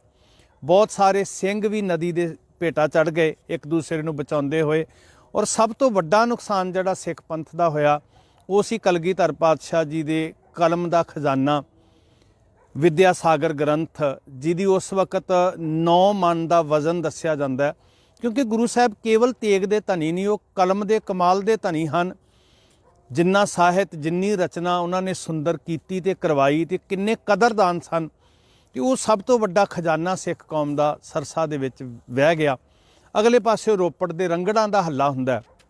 हुण इस पत्तन के उत्ते पारले पासे भाई जीवन सिंह जी की शहादत हुंदी है। इन्हां हमलियां नूं रोकदिआं भाई उदय सिंह जी की शहादत हुंदी है। भाई बचित्र सिंह जी डाढे जख्मी हो जाते हैं। तो गुरु साहब जी चलते चलते निहंग खां पठान नौरंग खां का पुत्र, इहदा पुत्र आलम खान है, जिन्हां दी निहंग खां की धी बीबी मुमताज़ है। ये परिवार 6वें पातशाह हजूर तो गुरु नानक के घर नाल जुड़िया होया। इहदे घर विच अज सतगुरु जी चौथी वारी चरण पा रहे हैं। ये परिवार श्री कीरतपुर साहब गुरु हरगोबिंद साहब महाराज के चरणों में भी जाता रहा, श्री आनंदपुर साहब भी जाता रहा। निहंग खां के पुत्र आलम खां की मंगना जिहड़ा सी रिश्ता सी जिहड़ा वो राए कल्ले की धी दे नाल होया। ते गुरु साहब जी इस रिश्ते के दौरान हाज़र होए महाराज इत्थे इहदे घर विच आए सन सतगुरु जी। सो ये परिवार गुरु घर नाल बड़ा जुड़िया होया परिवार सी। इत्थे महाराज जी कुछ देर रुके। भाई बचित्र सिंह जी बेअंत जख्मी हालत विच सन, जिन्हां नूं सतगुरु जी ने इत्थे टिकाया। सेवा संभाल जिहड़ी सी इस परिवार दे सपुरद कीती। ते सच्चे पातशाह जी नहीं चाहुंदे कि इन्हां भले पुरखां उत्ते हुकूमत की मुसीबत डिगे। महाराज इत्थों कूच करदे आ। भाई बचित्र सिंह जी ਲਗਭਗ ਸ਼ਹੀਦੀ ਦੀ ਸਰਦਲ 'ਤੇ ਨੇ, ਜਿਨ੍ਹਾਂ ਦੀ ਟਹਿਲ ਸੇਵਾ ਵਿੱਚ ਬੀਬੀ ਮੁਮਤਾਜ਼ ਹਾਜ਼ਰ ਹੁੰਦੀ ਹੈ। ਹਾਕਮਾਂ ਨੂੰ ਨਿਹੰਗ ਖਾਂ ਨੇ ਜਵਾਬ ਦਿੱਤਾ ਕਿ ਇਸ ਕੋਠੜੀ ਵਿੱਚ ਮੇਰੇ ਧੀ ਤੇ ਜਵਾਈ ਨੇ। ਇੰਨੀ ਦੇਰ ਨੂੰ ਭਾਈ ਬਚਿੱਤਰ ਸਿੰਘ ਜੀ ਸ਼ਹੀਦ ਹੋ ਚੁੱਕੇ ਆ, ਜਿਨ੍ਹਾਂ ਦਾ ਸੰਸਕਾਰ ਵੀ ਉੱਥੇ ਕੀਤਾ ਗਿਆ। ਗੁਰੂ ਸਾਹਿਬ ਜੀ ਬਾਹਮਣ ਮਾਜਰਾ, ਬੂਰ ਮਾਜਰਾ ਪਿੰਡ ਤੋਂ ਹੁੰਦੇ, ਜਿੱਥੇ ਮਹਾਰਾਜ ਨੇ ਖੂਹ ਤੋਂ ਜਲ ਛਕਿਆ। ਉੱਥੇ ਖਬਰ ਮਹਾਰਾਜ ਨੂੰ ਮਿਲਦੀ ਹੈ 7 ਪੋਹ ਨੂੰ ਕਿ ਦਿੱਲੀ ਤੋਂ ਤਾਜ਼ਾ ਦਮ ਫੌਜਾਂ ਹੋਰ ਪਹੁੰਚ ਰਹੀਆਂ ਨੇ। ਗੁਰੂ ਸਾਹਿਬ ਜੀ ਚਾਹੁੰਦੇ ਤੇ ਦੁਆਬੇ ਜਾਂ ਮਾਝੇ ਨੂੰ ਜਾ ਸਕਦੇ ਸਨ, ਪਰ ਮਹਾਰਾਜ ਨੇ ਆਈਆਂ ਫੌਜਾਂ ਦਾ ਟਾਕਰਾ ਕਰਨ ਲਈ ਚਮਕੌਰ ਵਿੱਚ ਜਾ ਕੇ ਬੈਠਣਾ ਜ਼ਿਆਦਾ ਮੁਨਾਸਬ ਸਮਝਿਆ, ਕਿਉਂਕਿ ਸਤਿਗੁਰ ਜੀ ਪਹਿਲਾਂ ਵੀ 3 ਰਾਤਾਂ ਚਮਕੌਰ ਦੀ ਇਸ ਧਰਤੀ ਤੇ ਕੱਟ ਚੁੱਕੇ ਨੇ। ਜਦੋਂ ਗੁਰੂ ਸਾਹਿਬ ਜੀ ਕੁਰੂਕਸ਼ੇਤਰ ਤੋਂ ਆਏ ਸਨ, ਉਦੋਂ ਮਹਾਰਾਜ ਨੇ 3 ਰਾਤਾਂ ਇੱਥੇ ਕੱਟੀਆਂ ਸਨ। ਇੱਥੋਂ ਦੀ ਭੂਗੋਲਿਕ ਸਥਿਤੀ ਤੋਂ ਸਤਿਗੁਰ ਜੀ ਬਹੁਤ ਵਾਕਿਫ ਸਨ। ਤਾਂ ਉਸ ਗੜੀ ਦੀ ਟੇਕ ਮਹਾਰਾਜ ਨੇ ਲਈ, ਜਿਹੜੀ ਉੱਚੀ ਗੜੀ ਸੀ, ਜਿਹਨੂੰ ਬੁੱਧੀ ਰਾਮ ਦੀ ਹਵੇਲੀ ਕਿਹਾ ਜਾਂਦਾ। ਉੱਥੇ 7 ਪੋਹ ਦੀ ਸ਼ਾਮ ਨੂੰ ਧੰਨ ਗੁਰੂ ਗੋਬਿੰਦ ਸਿੰਘ ਮਹਾਰਾਜ ਜੀ ਪਹੁੰਚਦੇ ਆ। ਪਰਿਵਾਰ ਸਰਸਾ ਪਾਰ ਕਰਦਿਆਂ ਖਿੰਡ ਚੁੱਕਿਆ। ਗੁਰੂ ਕੇ ਮਹਿਲ ਮਾਤਾ ਸੁੰਦਰ ਕੌਰ, ਮਾਤਾ ਸਾਹਿਬ ਕੌਰ ਜੀ, ਜਿਨ੍ਹਾਂ ਦੀ ਜ਼ਿੰਮੇਵਾਰੀ ਭਾਈ ਮਨੀ ਸਿੰਘ ਜੀ, ਭਾਈ ਧੰਨਾ ਸਿੰਘ, ਭਾਈ ਜਵਾਰ ਸਿੰਘ ਜੀ ਨੂੰ ਹੈ। ਉਹਨਾਂ ਦੇ ਨਾਲ 2 ਟਹਿਲਣਾ ਨੇ, ਬੀਬੋ ਤੇ ਭਾਗੋ। ਭਾਈ ਜਵਾਰ ਸਿੰਘ ਜੀ ਦਿੱਲੀ ਦੇ ਰਹਿਣ ਵਾਲੇ ਨੇ, ਭਾਈ ਧੰਨਾ ਸਿੰਘ ਜੀ ਦਿੱਲੀ ਦੇ ਰਹਿਣ ਵਾਲੇ ਨੇ। ਜਵਾਰ ਸਿੰਘ ਜੀ ਦਾ ਘਰ ਦਿੱਲੀ ਦੇ ਕੂਚਾ ਦਿਲਵਾਲੀ ਦੇ ਵਿੱਚ ਹੈ, ਜਿਹੜਾ ਸਿੱਖਾਂ ਦਾ ਗੜ੍ਹ ਮੰਨਿਆ ਜਾਂਦਾ ਸੀ, ਕਿਉਂਕਿ ਉੱਥੇ ਇਕੱਤਰਤਾ ਹੋਈ ਸੀ ਗੁਰੂ ਤੇਗ ਬਹਾਦਰ ਮਹਾਰਾਜ ਦੇ ਸੀਸ ਤੇ ਧੜ ਨੂੰ ਸੰਭਾਲਣ ਵਾਸਤੇ, ਭਾਈ ਨਾਨੂ ਜੀ, ਭਾਈ ਉਦੇ ਜੀ ਆਦਿਕ ਸਿੱਖਾਂ ਦੀ। ਸੋ ਇਹ ਜਵਾਰ ਸਿੰਘ ਜੀ ਦੇ ਰਿਸ਼ਤੇਦਾਰ ਸਨ ਉੱਚਾ ਖੇੜਾ ਮੁਹੱਲਾ ਰੋਪੜ ਦੇ ਵਿੱਚ। ਇਸ ਲਈ ਮਾਤਾਵਾਂ ਨੂੰ ਲੈ ਕੇ ਜਵਾਰ ਸਿੰਘ ਜੀ ਉਸ ਘਰ ਵਿੱਚ ਪਹੁੰਚੇ, ਜਿਹੜਾ ਅੱਜ ਘਰ ਮੌਜੂਦ ਹੈ। ਭਾਈ ਮਨੀ ਸਿੰਘ ਜੀ ਨਾਲ ਨੇ। ਭਾਈ ਮਨੀ ਸਿੰਘ ਜੀ ਦੇ ਸਹੁਰੇ ਨੇ ਦਿੱਲੀ 'ਚ ਭਾਈ ਲੱਖੀ ਸ਼ਾਹ ਵਣਜਾਰਾ ਜੀ, ਉਹਨਾਂ ਦੇ ਸਹੁਰਾ ਪਰਿਵਾਰ ਹੈ। ਸੋ 8 ਪੋਹ ਨੂੰ ਤੜਕਸਾਰ ਭੇਸ ਬਦਲ ਗੱਡਿਆਂ 'ਤੇ ਸਵਾਰ ਹੋ ਗੁਰੂ ਮਹਿਲਾਂ ਨੂੰ ਨਾਲ ਲੈ ਕੇ, ਸਭ ਤੋਂ ਸੁਰੱਖਿਅਤ ਜਾਣ ਕੇ, ਜਿੱਥੇ ਕੋਈ ਟਿਕਾਣਾ ਹੋਵੇ ਲੁਕਣ ਲਈ, ਸਾਕ ਸੰਬੰਧੀ ਸੀ, ਉਹ ਦੋਨੋਂ ਸਿੱਖ ਦਿੱਲੀ ਦੇ ਨੇ। ਇਸ ਵਾਸਤੇ ਮਾਤਾਵਾਂ ਨੂੰ ਲੈ ਕੇ ਭਾਈ ਮਨੀ ਸਿੰਘ ਜੀ ਹੋਰੀ ਦਿੱਲੀ ਨੂੰ ਕੂਚ ਕਰਦੇ ਆ। ਉਧਰ ਧੰਨ ਗੁਰੂ ਗੋਬਿੰਦ ਸਿੰਘ ਮਹਾਰਾਜ ਦੇ ਪਰਿਵਾਰ ਦਾ ਤੀਸਰਾ ਹਿੱਸਾ ਮਾਂ ਗੁਜਰੀ ਜੀ, ਧੰਨ ਬਾਬਾ ਜ਼ੋਰਾਵਰ ਸਿੰਘ, ਬਾਬਾ ਫਤਿਹ ਸਿੰਘ, ਪਰਿਵਾਰ ਨਾਲੋਂ ਵਿਛੜ ਕੇ ਨਦੀ ਦੇ ਕਿਨਾਰੇ ਝੱਲ ਬੇਲੇ ਦੇ ਵਿੱਚ ਦੀ ਹੁੰਦੇ ਹੋਏ 2 ਨਦੀਆਂ ਦਾ ਸੰਗਮ ਹੈ, ਮਿਲਾਪ ਹੈ ਉੱਥੇ, ਸਰਸਾ ਦਾ ਤੇ ਸਤਲੁਜ ਦਾ, ਜਿਹਦੇ ਕਿਨਾਰੇ ਉੱਤੇ ਇੱਕ ਮਲਾਹ ਦੀ ਝੌਂਪੜੀ ਹੈ, ਛੰਨ ਹੈ, ਜਿੱਥੇ ਦੀਵਾ ਜਗਦਾ ਪਿਆ। ਇਹ ਮਲਾਹ ਬੇੜੀ ਚਲਾਉਂਦਾ। ਇੱਥੇ ਪੱਤਣ ਹੈ, ਪਰਲੇ ਪਿੰਡਾਂ ਨਾਲ ਜਾਣ ਆਉਣ ਦਾ ਸਾਧਨ ਬੇੜੀ ਦੇ ਰਾਹੀਂ ਹੈ। ਤੇ ਮਲਾਹ ਕਵੇਲੇ ਵਿਹਲਾ ਹੋ ਕੇ ਇੱਥੇ ਹੀ ਲੇਟ ਜਾਂਦਾ। ਇਹਦਾ ਨਾਂ ਹੈ ਕੁੰਮਾ ਮਾਸ਼ਕੀ। ਅੱਜ ਵੀ ਉਸ ਪੱਤਨ ਤੇ ਬੇੜੀ ਪੈਂਦੀ ਹੈ। ਅੱਜ ਵੀ ਲੋਕ ਆਵਾਜਾਈ ਵਾਸਤੇ ਪਰਲੇ ਪਾਸੇ ਜਾਣ ਲਈ ਬੇੜੀ ਦੀ ਵਰਤੋਂ ਕਰਦੇ ਆ। ਸੋ ਮਾਤਾ ਜੀ ਸਾਹਿਬਜ਼ਾਦਿਆਂ ਸਮੇਤ ਉੱਥੇ ਪਹੁੰਚੇ ਨੇ। ਇਸ ਭਲੇ ਪੁਰਖ ਨੇ, ਖੁਦਾ ਪ੍ਰਸਤ ਬੰਦੇ ਨੇ, ਕਰੀਮ ਬਖਸ਼ ਇਹਨਾਂ ਦਾ ਨਾਂ ਦੱਸਿਆ ਜਾਂਦਾ। ਤੇ ਗਰੀਬ ਹੋਣ ਕਰਕੇ ਲੋਕ ਪੂਰਾ ਸਤਿਕਾਰ ਨਾਲ ਨਾਂ ਨਹੀਂ ਸੀ ਲੈਂਦੇ, ਕੁੰਮਾ ਕਹਿ ਕੇ ਬੁਲਾਉਂਦੇ ਸੀ। ਇਹਨੇ ਆਪਣੀ ਜ਼ਿੰਦਗੀ ਦਾ ਸਾਰਾ ਸਰਮਾਇਆ ਜਿਹੜਾ ਸੀ, ਕੱਖਾਂ ਦੀ ਛੱਪਰ, ਫਟਿਆ ਹੋਇਆ ਭੂਰਾ, ਟੁੱਟੀ ਹੋਈ ਮੰਜੀ, ਮਾਂ ਜੀ ਤੇ ਸਾਹਿਬਜ਼ਾਦਿਆਂ ਦੇ ਸਪੁਰਦ ਕਰ ਦਿੱਤੀ ਹੈ। 7 ਪੋਹ ਦੀ ਰਾਤ ਮਾਤਾ ਜੀ ਇਸ ਝੌਂਪੜੀ ਵਿੱਚ ਗੁਜ਼ਾਰਦੇ ਆ। ਦੂਜੇ ਪਾਸੇ ਜਦੋਂ 8 ਪੋਹ ਦਾ ਸੂਰਜ ਚੜ੍ਹਦਾ, ਗੁਰੂ ਮਹਿਲ ਦਿੱਲੀ ਨੂੰ ਕੂਚ ਕਰ ਜਾਂਦੇ ਆ। ਕਲਗੀਧਰ ਪਾਤਸ਼ਾਹ ਜੀ ਚਮਕੌਰ ਦੀ ਗੜੀ ਵਿੱਚ ਨੇ, ਜਿੱਥੇ ਸ਼ਹੀਦੀਆਂ ਦਾ ਸਿਲਸਿਲਾ ਸ਼ੁਰੂ ਹੁੰਦਾ। 10 ਲੱਖ ਤੋਂ ਵੱਧ ਫੌਜ ਦਾ ਘੇਰਾ ਚਾਰੇ ਪਾਸੇ ਪੈ ਚੁੱਕਿਆ। ਸ਼ਹੀਦੀਆਂ ਦਾ ਸਮਾਂ ਆ ਜਾਂਦਾ। ਸਾਰਾ ਦਿਨ ਗਹਿ ਗੱਚ ਜੰਗ ਹੁੰਦੀ ਹੈ। ਗੁਰੂ ਸਾਹਿਬ ਜੀ ਦੇ ਸਾਥੀ 40 ਸਿੰਘਾਂ ਦੇ ਵਿੱਚੋਂ ਸ਼ਾਮ ਤੱਕ 5 ਸਿੰਘ ਬਚਦੇ ਨੇ। ਵੱਡੇ ਸਾਹਿਬਜ਼ਾਦੇ ਬਾਬਾ ਅਜੀਤ ਸਿੰਘ, ਬਾਬਾ ਜੁਝਾਰ ਸਿੰਘ ਸ਼ਹੀਦ ਹੋ ਜਾਂਦੇ ਆ। 5 ਪਿਆਰਿਆਂ 'ਚੋਂ 3 ਪਿਆਰੇ ਭਾਈ ਹਿੰਮਤ ਸਿੰਘ, ਭਾਈ ਮੋਹਕਮ ਸਿੰਘ, ਭਾਈ ਸਾਹਿਬ ਸਿੰਘ ਜੀ ਸ਼ਹੀਦ ਹੁੰਦੇ ਆ। ਉੱਥੇ ਹੀ ਭਾਈ ਮਦਨ ਸਿੰਘ ਕੋਠਾ ਸਿੰਘ, ਜਿਹੜੇ ਫਤਿਹਗੜ੍ਹ ਸਾਹਿਬ ਜ਼ਿਲ੍ਹੇ ਨਾਲ ਸੰਬੰਧਿਤ ਪਗੜਾਣਾ ਪਿੰਡ ਦੇ ਵਾਸੀ, ਬਾਕੀ ਸਿੰਘਾਂ ਸਹਿਤ ਸਾਰੇ ਸ਼ਹੀਦ ਹੁੰਦੇ ਆ।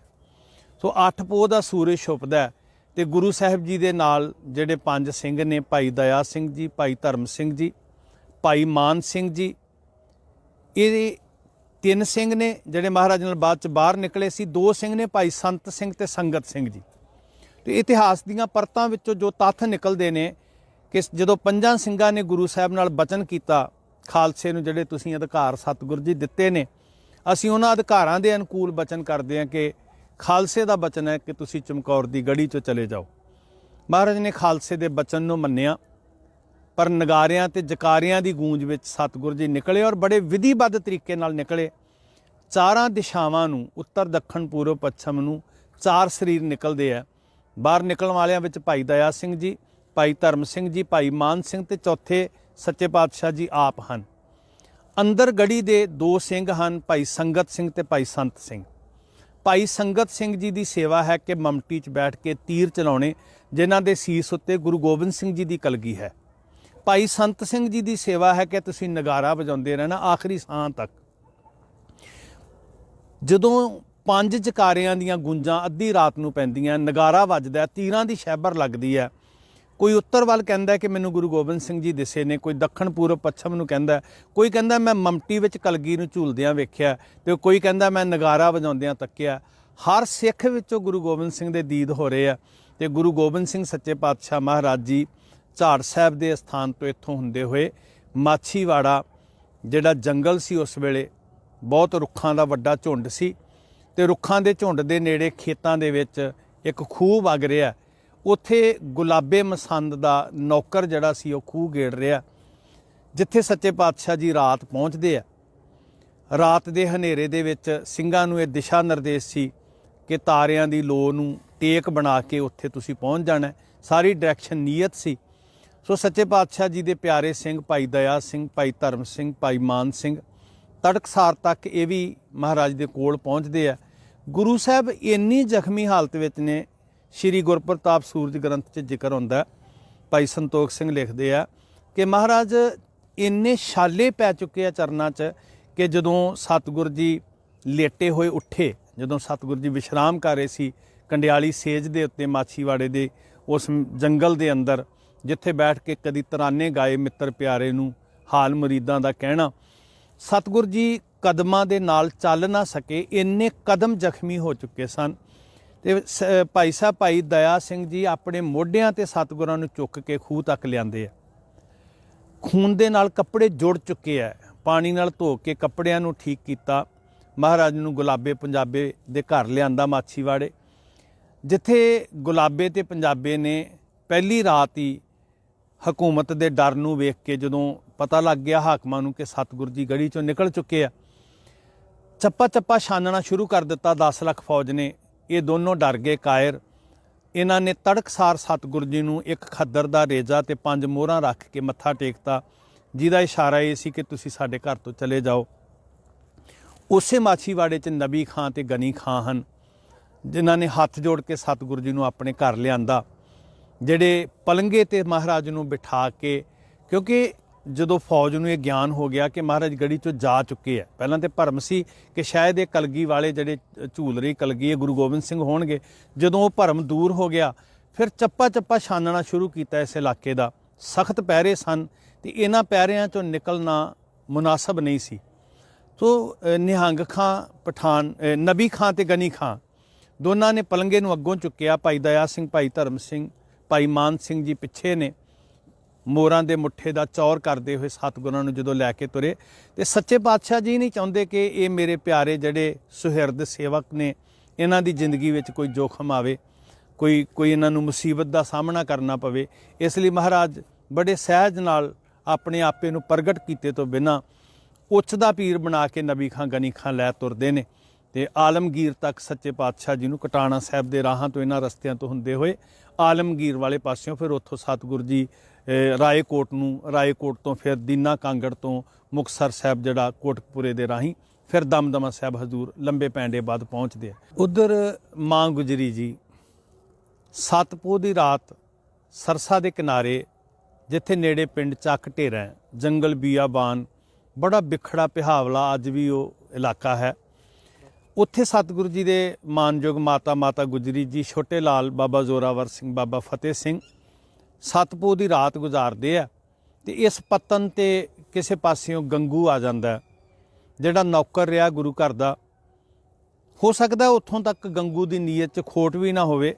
वो माता जी ते साहिबजादिਆਂ ਨੂੰ अपने नगर सहेड़ी, जिन्हों उस वेले खेड़ी कहा जाता सी, पर इस पापी दे पाप कमाउण करके सिखां ने इनू खेड़ी कहना बंद किया। खेड़ी का अर्थ हुंदा खुशियां खेड़ियां वाली जगह, इनू पाप सहेड़न वाली सहेड़ी कहना शुरू कर दिता।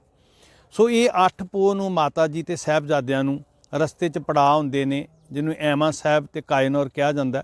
ਉੱਥੇ ਕੁਝ ਦੇਰ ਮਾਤਾ ਜੀ ਤੇ ਸਾਹਿਬਜ਼ਾਦੇ ਰੁਕਦੇ ਆ ਤੇ 8 ਪੋਹ ਦੀ ਰਾਤ ਨੂੰ ਗੰਗੂ ਦੇ ਘਰ ਮਾਤਾ ਜੀ ਤੇ ਸਾਹਿਬਜ਼ਾਦੇ ਪਹੁੰਚ ਜਾਂਦੇ ਆ, ਜਿਨ੍ਹਾਂ ਦਾ ਜ਼ਿਕਰ ਦੁੰਨਾ ਸਿੰਘ ਹੰਡੂਰੀਆ ਜੀ ਆਦਿਕ ਸਾਡੀਆਂ ਜਿਹੜੀਆਂ ਪੁਰਾਤਨ ਲਿਖਤਾਂ ਉਹ ਬੜਾ ਬਾਖੂਬੀ ਕਰਦੀਆਂ ਨੇ।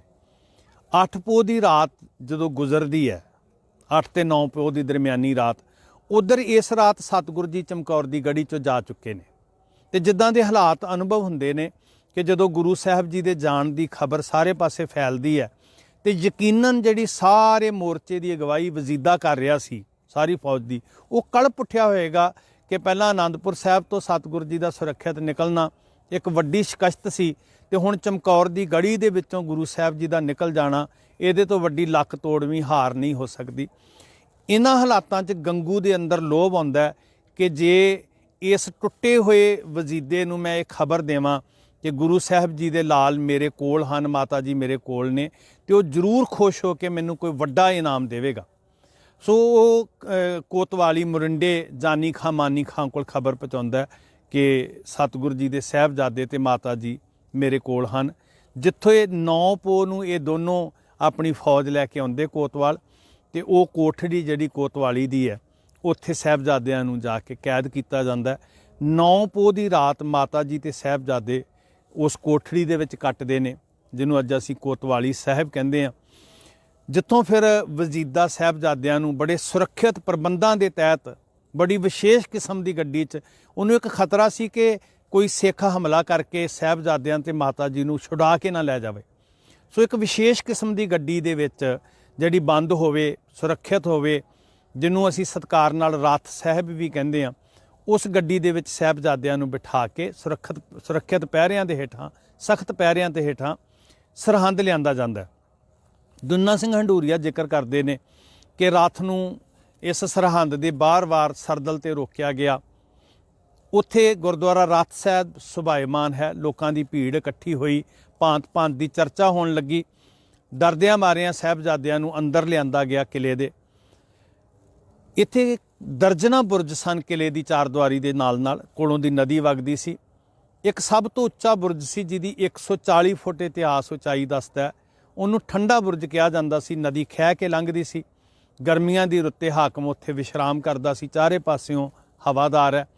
ਤੇ ਇੰਟੈਰੋਗੇਸ਼ਨ ਦਾ, ਤਸ਼ੱਦਦ ਦਾ ਇਹ ਇੱਕ ਤਰੀਕਾ ਸੀ ਕਿ ਬਿਨਾਂ ਲੇਪ ਤਲਾਈਆਂ ਤੋਂ ਬਾਲ ਉਮਰ ਤੇ ਬਿਰਧ ਸਰੀਰ ਜਦੋਂ ਪੋਹ ਦੀ ਰਾਤ ਠੰਡੇ ਬੁਰਜ ਵਿੱਚ ਗੁਜ਼ਾਰਨਗੇ, ਸਵੇਰੇ ਸਾਰੀ ਈਨ ਮੰਨ ਲੈਣਗੇ। ਸੋ ਇਸ ਨੀਅਤ ਦੇ ਨਾਲ ਹਾਕਮ ਨੇ ਠੰਡੇ ਬੁਰਜ 'ਚ ਮਾਤਾ ਜੀ ਤੇ ਸਾਹਿਬਜ਼ਾਦਿਆਂ ਨੂੰ ਕੈਦ ਕੀਤਾ। ਮਨਸਾ ਇਹੀ ਸੀ ਕਿ ਸਾਹਿਬਜ਼ਾਦਿਆਂ ਨੂੰ ਜਿਉਂਦਿਆਂ ਰੱਖਿਆ ਜਾਵੇ, ਪਰ ਗੁਲਾਮਾਂ ਵਾਂਗ ਜਿਉਂਦਿਆਂ ਰੱਖਿਆ ਜਾਵੇ, ਸਿਰ ਝੁਕਾ ਕੇ ਜੀਵਨ, ਭਾਵੇਂ ਦੁਨੀਆ ਦੇ ਸੁੱਖ ਭੋਗਦੇ ਰਹਿਣ। ਸਭਾ ਲੱਗਦੀ ਹੈ 11 ਪੋਹ ਦੀ। ਪੇਸ਼ੀ ਦੇ ਦੌਰਾਨ ਲਾਲਚ ਵੀ ਦਿੱਤੇ ਜਾਂਦੇ ਆ, ਡਰਾਵੇ ਵੀ ਦਿੱਤੇ ਜਾਂਦੇ ਆ। ਵਾਪਸ ਮਾਤਾ ਜੀ ਦੇ ਕੋਲ ਸਾਹਿਬਜ਼ਾਦੇ ਦ੍ਰਿੜਤਾ ਦੇ ਨਾਲ, ਹੌਸਲੇ ਦੇ ਨਾਲ ਦੁਸ਼ਮਣਾਂ ਨੂੰ ਜਵਾਬ ਦੇ ਕੇ ਨਿਰੁੱਤਰ ਕਰਕੇ ਪਰਤਦੇ ਆ ਤੇ ਮਾਂ ਜੀ ਗਲ ਨਾਲ ਲਾ ਕੇ ਅਸੀਸਾਂ ਦਿੰਦੇ ਨੇ। ਬਾਣੀ ਦਾ ਪ੍ਰਵਾਹ ਚੱਲਦਾ। ਦੂਜੀ ਰਾਤ ਵੀ ਇਸ ਸੀਤ ਬੁਰਜ ਦੇ ਅੰਦਰ ਹੱਡਾਂ ਨੂੰ ਚੀਰਦੀ ਠੰਡ ਨੂੰ ਜਰਦਿਆਂ ਵਾਹਿਗੁਰੂ ਜੀ ਦੇ ਹੁਕਮ ਵਿੱਚ, ਇਤਿਹਾਸ ਦੇ ਨਿੱਘ ਵਿੱਚ ਮਾਤਾ ਜੀ ਲਾਲਾ ਨੂੰ ਛਾਤੀ ਨਾਲ ਲਾ ਕੇ ਕੱਟਦੇ ਨੇ। ਤੇ ਫਿਰ 11 ਪੋਹ ਦਾ ਜਿਹੜਾ ਉਹ ਦਿਨ ਆਉਂਦਾ। 10 ਪੋਹ ਨੂੰ ਸਾਹਿਬਜ਼ਾਦੇ ਕੈਦ ਹੁੰਦੇ ਨੇ, 11 ਪੋਹ ਨੂੰ ਪਹਿਲੀ ਸਭਾ ਲੱਗਦੀ ਹੈ, 12 ਪੋਹ ਨੂੰ ਦੂਸਰੀ ਸਭਾ ਲੱਗਦੀ ਹੈ। ਫਿਰ ਪੇਸ਼ ਕੀਤਾ ਜਾਂਦਾ। ਬੜੀ ਚਤੁਰਾਈ ਦੇ ਨਾਲ ਖਿੜਕੀ ਛੋਟੀ ਖੋਲ੍ਹੀ ਜਾਂਦੀ ਹੈ ਕਿ ਮਜਬੂਰੀ ਵਸ ਸਾਹਿਬਜ਼ਾਦੇ ਝੁੱਕ ਕੇ ਅੰਦਰ ਜਾਣਗੇ, ਅਸੀਂ ਐਲਾਨ ਕਰਾਂਗੇ ਗੁਰੂ ਸਾਹਿਬ ਦੇ ਲਾਲਾ ਨੇ ਸਿਰ ਝੁਕਾ ਦਿੱਤਾ। ਪਰ ਦੂਰ ਅੰਦੇਸ਼ੀ ਤੇ ਸੂਝ ਦੇ ਮਾਲਕ ਗੁਰੂ ਦੇ ਲਾਲਾ ਨੇ ਆਪਣੇ ਸੀਸ ਨਹੀਂ ਝੁਕਾਏ, ਚਰਨਾਂ ਦੇ ਜੋੜੇ ਅੱਗੇ ਕਰਕੇ ਫਿਰ ਅੰਦਰ ਦਾਖਲ ਹੋਏ। ਹਾਕਮਾਂ ਦੀਆਂ ਨੀਅਤਾਂ ਜਿਹੜੀਆਂ ਸੀ ਖੋਟੀਆਂ ਧਰੀਆਂ ਦੀਆਂ ਧਰਾਈਆਂ ਰਹਿ ਗਈਆਂ। ਹਰ ਤਰ੍ਹਾਂ ਦਾ ਲਾਲਚ, ਡਰਾਵਾ, ਹਰ ਹਰਬਾ ਵਰਤਿਆ ਗਿਆ। ਜਦੋਂ ਸਿਦਕ ਨਹੀਂ ਹਾਰਿਆ, ਧਰਮ ਨਹੀਂ ਹਾਰਿਆ, ਤੇ ਗੁਰੂ ਦੇ ਲਾਲਾਂ ਨੂੰ 13 ਪੋਹ ਨੂੰ ਇਹ ਫਤਵਾ ਸੁਣਾਇਆ ਜਾਂਦਾ ਕਿ ਜਿੰਦਾ ਨੀਹਾਂ 'ਚ ਚਿਣਿਆ ਜਾਵੇ। ਇਤਿਹਾਸ ਦੇ ਤੱਥ ਦੱਸਦੇ ਨੇ ਕਿ ਗੁਰੂ ਸਾਹਿਬ ਜੀ ਦੇ ਲਾਲਾਂ ਨੂੰ ਪਹਿਲਾਂ ਨੀਹਾਂ 'ਚ ਚਿਣਿਆ ਗਿਆ। ਬੇਹੋਸ਼ੀ ਦੀ ਹਾਲਤ ਵਿੱਚ ਇਹ ਜ਼ਿਕਰ ਆਉਂਦਾ ਕਿ ਦੀਵਾਰ ਡਿੱਗ ਪਈ। ਡਿੱਗੀ ਹੋਈ ਦੀਵਾਰ ਦੇ ਵਿੱਚੋਂ ਸਾਹਿਬਜ਼ਾਦਿਆਂ ਨੂੰ ਕੱਢ ਕੇ ਦੁੰਨਾ ਸਿੰਘ ਹੰਡੂਰੀਆ ਲਿਖਦੇ ਤਲੀਆਂ ਤੱਕ ਝੱਸ ਕੇ ਫਿਰ ਸਾਹਿਬਜ਼ਾਦਿਆਂ ਨੂੰ ਹੋਸ਼ 'ਚ ਲਿਆਂਦਾ ਜਾਂਦਾ ਤੇ ਪੁੱਛਿਆ ਜਾਂਦਾ ਕਿ ਅਜੇ ਵੀ ਵਕਤ ਹੈ, ਤੁਸੀਂ ਸਾਡੀ ਈਨ ਮੰਨ ਲਓ, ਧਰਮ ਤਿਆਗ ਦਿਓ, ਦੁਨੀਆ ਦੇ ਸੁੱਖ ਭੋਗੋ, ਗੁਲਾਮਾਂ ਵਾਂਗੂ ਸਾਡੇ ਕੋਲ ਜਿਉਣਾ ਸ਼ੁਰੂ ਕਰ ਦਿਓ। ਹੱਕ ਦੀ, ਸੱਚ ਦੀ, ਧਰਮ ਦੀ, ਸਵੈਮਾਨ ਗੈਰਤ ਦੀ ਰੱਟ ਨੂੰ ਛੱਡ ਦਿਓ ਤੇ ਸਾਡੇ ਹੁਕਮ ਦੇ ਅਧੀਨ ਆ ਜਾਓ। ਗੁਰੂ ਸਾਹਿਬ ਦੇ ਲਾਲਾ ਨੇ ਕਿਹਾ ਸੀ ਕਿ ਸਿਰ ਝੁਕਾ ਕੇ ਜਿਉਣਾ ਜ਼ੁਲਮ ਨੂੰ ਬੜਾਵਾ ਦੇਣ ਦੇ ਬਰਾਬਰ ਹੈ। 9 ਤੇ 7 ਸਾਲ ਦੀਆਂ ਜਿੰਦਾਂ ਨੇ ਕਿਹਾ ਕਿ ਅਸੀਂ ਸਿਰ ਕਟਵਾ ਸਕਦੇ ਹਾਂ, ਇਹ ਸਾਡੇ ਵੰਸ਼ ਦੀ ਰੀਤ ਹੈ। ਹਮਰੇ ਬੰਸ ਰੀਤ ਇਮ ਆਈ, ਸੀਸ ਦੇਤ ਪਰ ਧਰਮ ਨਾ ਜਾਈ। ਸੋ ਉਹ ਵੇਲਾ ਆਇਆ ਕਿ ਸ਼ਾਸਲ ਬੇਗ ਬਾਸ਼ਲ ਬੇਗ ਨੇ ਛੁਰੇ ਚਲਾਏ, ਗਲੇ ਜਿਵਾ ਕੀਤੇ ਗਏ, ਸਾਹਿਬਜ਼ਾਦਿਆਂ ਦੇ ਸਰੀਰਾਂ ਨੂੰ ਤੜਪਾ ਤੜਪਾ ਕੇ, ਦੁੱਖ ਦੇ ਕੇ, ਕਸ਼ਟ ਦੇ ਕੇ, ਕਹਿਰ ਢਾ ਕੇ ਸ਼ਹੀਦ ਕੀਤਾ ਗਿਆ। ਦੁੰਨਾ ਸਿੰਘ ਹੰਡੂਰੀਆ ਲਿਖਦੇ ਆ ਕਿ ਬਾਬਾ ਜ਼ੋਰਾਵਰ ਸਿੰਘ ਕੇ ਪ੍ਰਾਣ ਖੰਡੇ ਸੇ ਬੇਗ ਛੁੱਟ ਗਏ, ਮਤਲਬ ਛੇਤੀ ਪ੍ਰਾਣ ਨਿਕਲ ਗਏ, ਸਰੀਰ ਠੰਡਾ ਹੋ ਗਿਆ। ਤੇ ਬਾਬਾ ਫਤਿਹ ਸਿੰਘ ਜੀ ਬਾਰੇ ਹੰਡੂਰੀਆ ਜੀ ਲਿਖਦੇ ਆ, ਫਤਿਹ ਸਿੰਘ ਆਧ ਘੜੀ ਚਰਨ ਮਾਰਤ ਭਏ, ਮਤਲਬ 12 ਕੁ ਮਿੰਟ 13 ਮਿੰਟ ਦਾ ਸਮਾਂ ਬਾਬਾ ਫਤਿਹ ਸਿੰਘ ਦੇ ਚਰਨ ਹਿੱਲਦੇ ਰਹੇ, ਫਿਰ ਹੌਲੀ ਹੌਲੀ ਪ੍ਰਾਣ ਨਿਕਲੇ। ਮਾਂ ਗੁਜਰੀ ਜੀ ਠੰਡੇ ਬੁਰਜ ਦੀ ਕੈਦ ਦੇ ਅੰਦਰ ਜ਼ੁਲਮੋ ਸਿਤਮ ਦੀ ਇੰਤਹਾ ਆਪਣੇ ਪਿੰਡੇ ਤੇ ਸਹਿੰਦੇ ਹੋਏ। ਹੁਣ 80 90 ਨੂੰ ਢੁੱਕੇ ਮਾਤਾ ਜੀ ਪੋਹ ਦੀਆਂ ਰਾਤਾਂ, ਇਹ ਵੇਖੀਏ ਕਿ ਉਹ ਕਿਵੇਂ ਸਮਾਂ ਕੱਟ ਰਹੇ ਸਨ, ਫਰਜ਼ਾਂ ਦੀ ਪੂਰਤੀ ਕਰਦੇ, ਸਾਹਿਬਜ਼ਾਦਿਆਂ ਦੇ ਸਿਦਕ ਨੂੰ ਪੂਰਾ ਉਤਰਦਿਆਂ ਵੇਖ ਕੇ ਖੁਸ਼ੀ ਖੁਸ਼ੀ ਆਪਣੇ ਜਿਸਮ ਤੇ ਕਸ਼ਟ ਸਹਾਰਦੇ ਹੋਏ ਸ਼ਹੀਦ ਹੋਏ। ਇੱਥੇ ਵੀ ਜ਼ਿਕਰ ਹੈ ਇਤਿਹਾਸ ਦੇ ਅੰਦਰ ਕਿ ਬਾਬਾ ਮੋਤੀ ਰਾਮ ਮਹਿਰਾ ਨੇ ਸੇਵਾ ਖੱਟੀ ਦੁੱਧ ਪਿਆਉਣ ਦੀ। ਫਿਰ ਹਾਕਮ ਦੀ ਨੀਅਤ ਹੈ ਕਿ ਇਹ ਸਰੀਰਾਂ ਨੂੰ ਕੋਈ ਸਾਂਭਣ ਵਾਲਾ ਨਾ ਹੋਵੇ, ਜਿੰਨਾ ਸਰੀਰ ਰੋਲਣਗੇ ਲੋਕਾਂ 'ਚ ਦਹਿਸ਼ਤ ਪਏਗੀ ਤੇ ਕੋਈ ਸਾਡੇ ਸਾਹਮਣੇ ਸੱਚ ਦੀ ਗੱਲ ਕਰਨ ਵਾਲਾ ਨਹੀਂ ਬਚੇਗਾ। ਸ਼ਰਤ ਐਸੀ ਰੱਖੀ ਜਿਹੜੀ ਪੂਰੀ ਨਾ ਹੋ ਸਕੇ ਕਿ ਧਰਤੀ ਦਾ ਟੁਕੜਾ ਸੋਨੇ ਦੀਆਂ ਮੋਹਰਾਂ ਖੜੀਆਂ ਕਰਕੇ ਵਿਛਾਉਣਾ ਪਏਗਾ। ਪਹਿਲੀ ਗੱਲ, ਸਰਹੰਦ ਦੀ ਜੂਹ ਵਿੱਚ ਸੰਸਕਾਰ ਨਹੀਂ ਹੋਣ ਦਿਆਂਗੇ। ਅੱਤੇ ਵਾਲੀ ਪਿੰਡ ਦੀ ਜੂਹ ਸੀ ਉਹ, ਜਿੱਥੇ ਅੱਤੇ ਖਾਂ ਪਠਾਨ ਨੇ ਉਹ ਧਰਤੀ ਦਾ ਟੁਕੜਾ ਦਿੱਤਾ ਤੇ ਹਾਕਮ ਨੇ ਜਿਹੜਾ ਇਸ ਦੇਸ਼ ਦਾ ਮਾਲਕ ਖਵਾਉਂਦਾ ਸੀ, ਉਹਨੇ ਉਹ ਧਰਤੀ ਦਾ ਟੁਕੜਾ ਸੋਨੇ ਦੀਆਂ ਮੋਹਰਾਂ ਖੜੀਆਂ ਕਰਕੇ ਚਿਣ ਚਿਣ ਕੇ ਢੱਕ ਕੇ ਫਿਰ ਉਹਦੇ ਬਦਲੇ ਵਿੱਚ ਦਿੱਤਾ। ਦੀਵਾਨ ਟੋਡਰ ਮੱਲ ਗੁਰੂ ਕਾ ਅਨਨ ਸਿੱਖ ਹੈ, ਜਿਹਨੂੰ ਸਾਡਾ ਇਤਿਹਾਸ ਕਹਿੰਦਾ ਟੋਡਰ ਮੱਲ ਸਿੱਖ ਬਹੁ ਭਾਰੀ, ਕਿ ਵੱਡਾ ਸ਼ਰਧਾਵਾਨ ਸਿੱਖ ਹੈ ਜਿਹਨੂੰ ਕੋਈ ਕੁਝ ਬਣਾਉਣ ਦਾ ਅੱਜ ਯਤਨ ਕੀਤਾ ਜਾ ਰਿਹਾ। ਸਾਨੂੰ ਗਰਵ ਹੈ ਉਸ ਸਿੱਖ ਦੇ ਉੱਤੇ ਜਿਨ੍ਹਾਂ ਨੇ ਇੱਕੋ ਚਿਖਾ ਤੇ ਫਿਰ ਤਿੰਨੋਂ ਸਰੀਰਾਂ ਨੂੰ ਰੱਖ ਕੇ, ਨਾਲ ਬਾਬਾ ਮੋਤੀ ਰਾਮ ਜੀ ਦੇ ਪਤਨੀ ਨੇ ਬੀਬੀ ਭੋਲੀ ਜੀ, ਮਾਤਾ ਲੱਦੋ ਜੀ, ਪੁੱਤਰ ਭਾਈ ਨਰੈਣਾ ਜੀ, ਅੱਤੇ ਖਾਂ ਪਠਾਨ ਹੈ। ਤੇ ਪ੍ਰੋਫੈਸਰ ਸਾਹਿਬ ਸਿੰਘ ਲਿਖਦੇ ਆ ਕਿ ਭਾਈ ਰਾਮਾ ਤੇ ਭਾਈ ਤਰਲੋਕਾ ਮਹਾਰਾਜ ਵਾਸੀ ਉਹ ਵੀ ਆਏ ਹੋਏ ਸੀ ਸਰਹੰਦ 'ਚ। ਪ੍ਰੋਫੈਸਰ ਸਾਹਿਬ ਦੀ ਲਿਖਤ ਦੇ ਅਨੁਸਾਰ ਉਹ ਵੀ ਨਾਲ ਸਨ। ਇਹਨਾਂ ਸਰੀਰਾਂ ਨੇ ਇੱਕੋ ਚਿਖਾ ਦੇ ਉੱਤੇ ਤਿੰਨੋਂ ਸਰੀਰਾਂ ਦਾ ਸ਼੍ਰੀ ਜੋਤੀ ਸਰੂਪ ਸਾਹਿਬ, ਜਿਹਨੂੰ ਅੱਜ ਅਸੀਂ ਕਹਿੰਦੇ ਹਾਂ, ਸੰਸਕਾਰ ਕੀਤਾ। ਸੋ ਸਾਹਿਬਜ਼ਾਦਿਆਂ ਦੀ ਸ਼ਹਾਦਤ ਤੋਂ ਬਾਅਦ ਇਹ ਨਤੀਜੇ ਨਿਕਲਦੇ ਆ ਕਿ ਇੰਨੀ ਸਪਿਰਿਟ, ਇੰਨਾ ਜਜ਼ਬਾ, ਇੰਨਾ ਜੋਸ਼ ਦਾ ਹੜ੍ਹ ਆਉਂਦਾ ਕਿ ਕੇਵਲ 5 ਸਾਲ ਦੇ ਵਕਫੇ ਤੋਂ ਬਾਅਦ 1710 ਵਿੱਚ 40,000 ਸਿੱਖ ਬਾਬਾ ਬੰਦਾ ਸਿੰਘ ਬਹਾਦਰ ਦੀ ਅਗਵਾਈ 'ਚ ਇਕੱਠਾ ਹੋ ਜਾਂਦਾ ਤੇ 750 ਸਾਲ ਦੀ ਹਕੂਮਤ ਦੀਆਂ ਜੜ੍ਹਾਂ ਪੁੱਟ ਕੇ ਸਾਹਿਬਜ਼ਾਦਿਆਂ ਦੀ ਕੁਰਬਾਨੀ ਦੇ ਜਜ਼ਬੇ ਦੇ ਨਾਲ ਇਸ ਧਰਤੀ ਉੱਤੇ ਪਹਿਲੀ ਵਾਰ, ਇਸ ਧਰਤੀ ਦੇ ਉੱਤੇ, ਇਸ ਦੇਸ਼ ਦੇ ਵਿੱਚ ਇੱਥੋਂ ਦੇ ਲੋਕਾਂ ਦਾ ਹਲੇਮੀ ਰਾਜ, ਬੇਗਮਪੁਰੇ ਦਾ ਰਾਜ ਖਾਲਸਾ ਰਾਜ ਦੇ ਰੂਪ 'ਚ ਸਥਾਪਿਤ ਹੁੰਦਾ। ਪਰ ਸਾਹਿਬਜ਼ਾਦਿਆਂ ਨੇ ਸ਼ਹਾਦਤ ਦੇ ਕੇ ਇੱਕ ਸੁਨੇਹਾ ਦਿੱਤਾ ਸੀ ਖਾਲਸਾ ਪੰਥ ਦੇ ਨਾਂ ਕਿ ਹਮ ਜਾਨ ਦੇ ਕੇ ਔरों की जानें बचा चले, सिक्खी की नींव सरों पे उठा चले, सिंगों की सल्तनत का पौधा लगा चले, गद्दी से तख्त बा सब कौम पाएगी, इस जहां से जालमों का निशान तक मिटाएगी। साडे वास्ते एक राह लिखिया ਤਾਂ ਕਿ ਜ਼ੁਲਮੋ ਸਿਤਮ ਦੇ ਸਾਹਮਣੇ ਅਸੀਂ ਦ੍ਰਿੜਤਾ ਦੇ ਨਾਲ ਸਿਰ ਉੱਚਾ ਕਰਕੇ ਅੜ ਸਕੀਏ, ਜੂ ਸਕੀਏ। ਸੋ ਉਸ ਕੁਰਬਾਨੀ ਨੂੰ ਸਦਾ ਨਮਸਕਾਰ ਹੈ। ਇਹ ਸੀ 6 ਪੋਹ ਤੋਂ 13 ਪੋਹ ਦਾ ਇੱਕ ਬਿਖੜਾ ਪੈਂਡਾ ਜਿਹਦੇ ਉੱਤੇ ਤੁਰਨ ਵਾਲਿਆਂ ਨੇ ਸਾਡੇ ਰਾਹ ਸੁਖਾਲੇ ਕੀਤੇ। ਆਓ ਤੁਰੀਏ ਤੇ ਉਹਨਾਂ ਨੂੰ ਯਾਦ ਕਰੀਏ। ਵਾਹਿਗੁਰੂ ਜੀ ਕਾ ਖਾਲਸਾ, ਵਾਹਿਗੁਰੂ ਜੀ ਕੀ ਫਤਿਹ।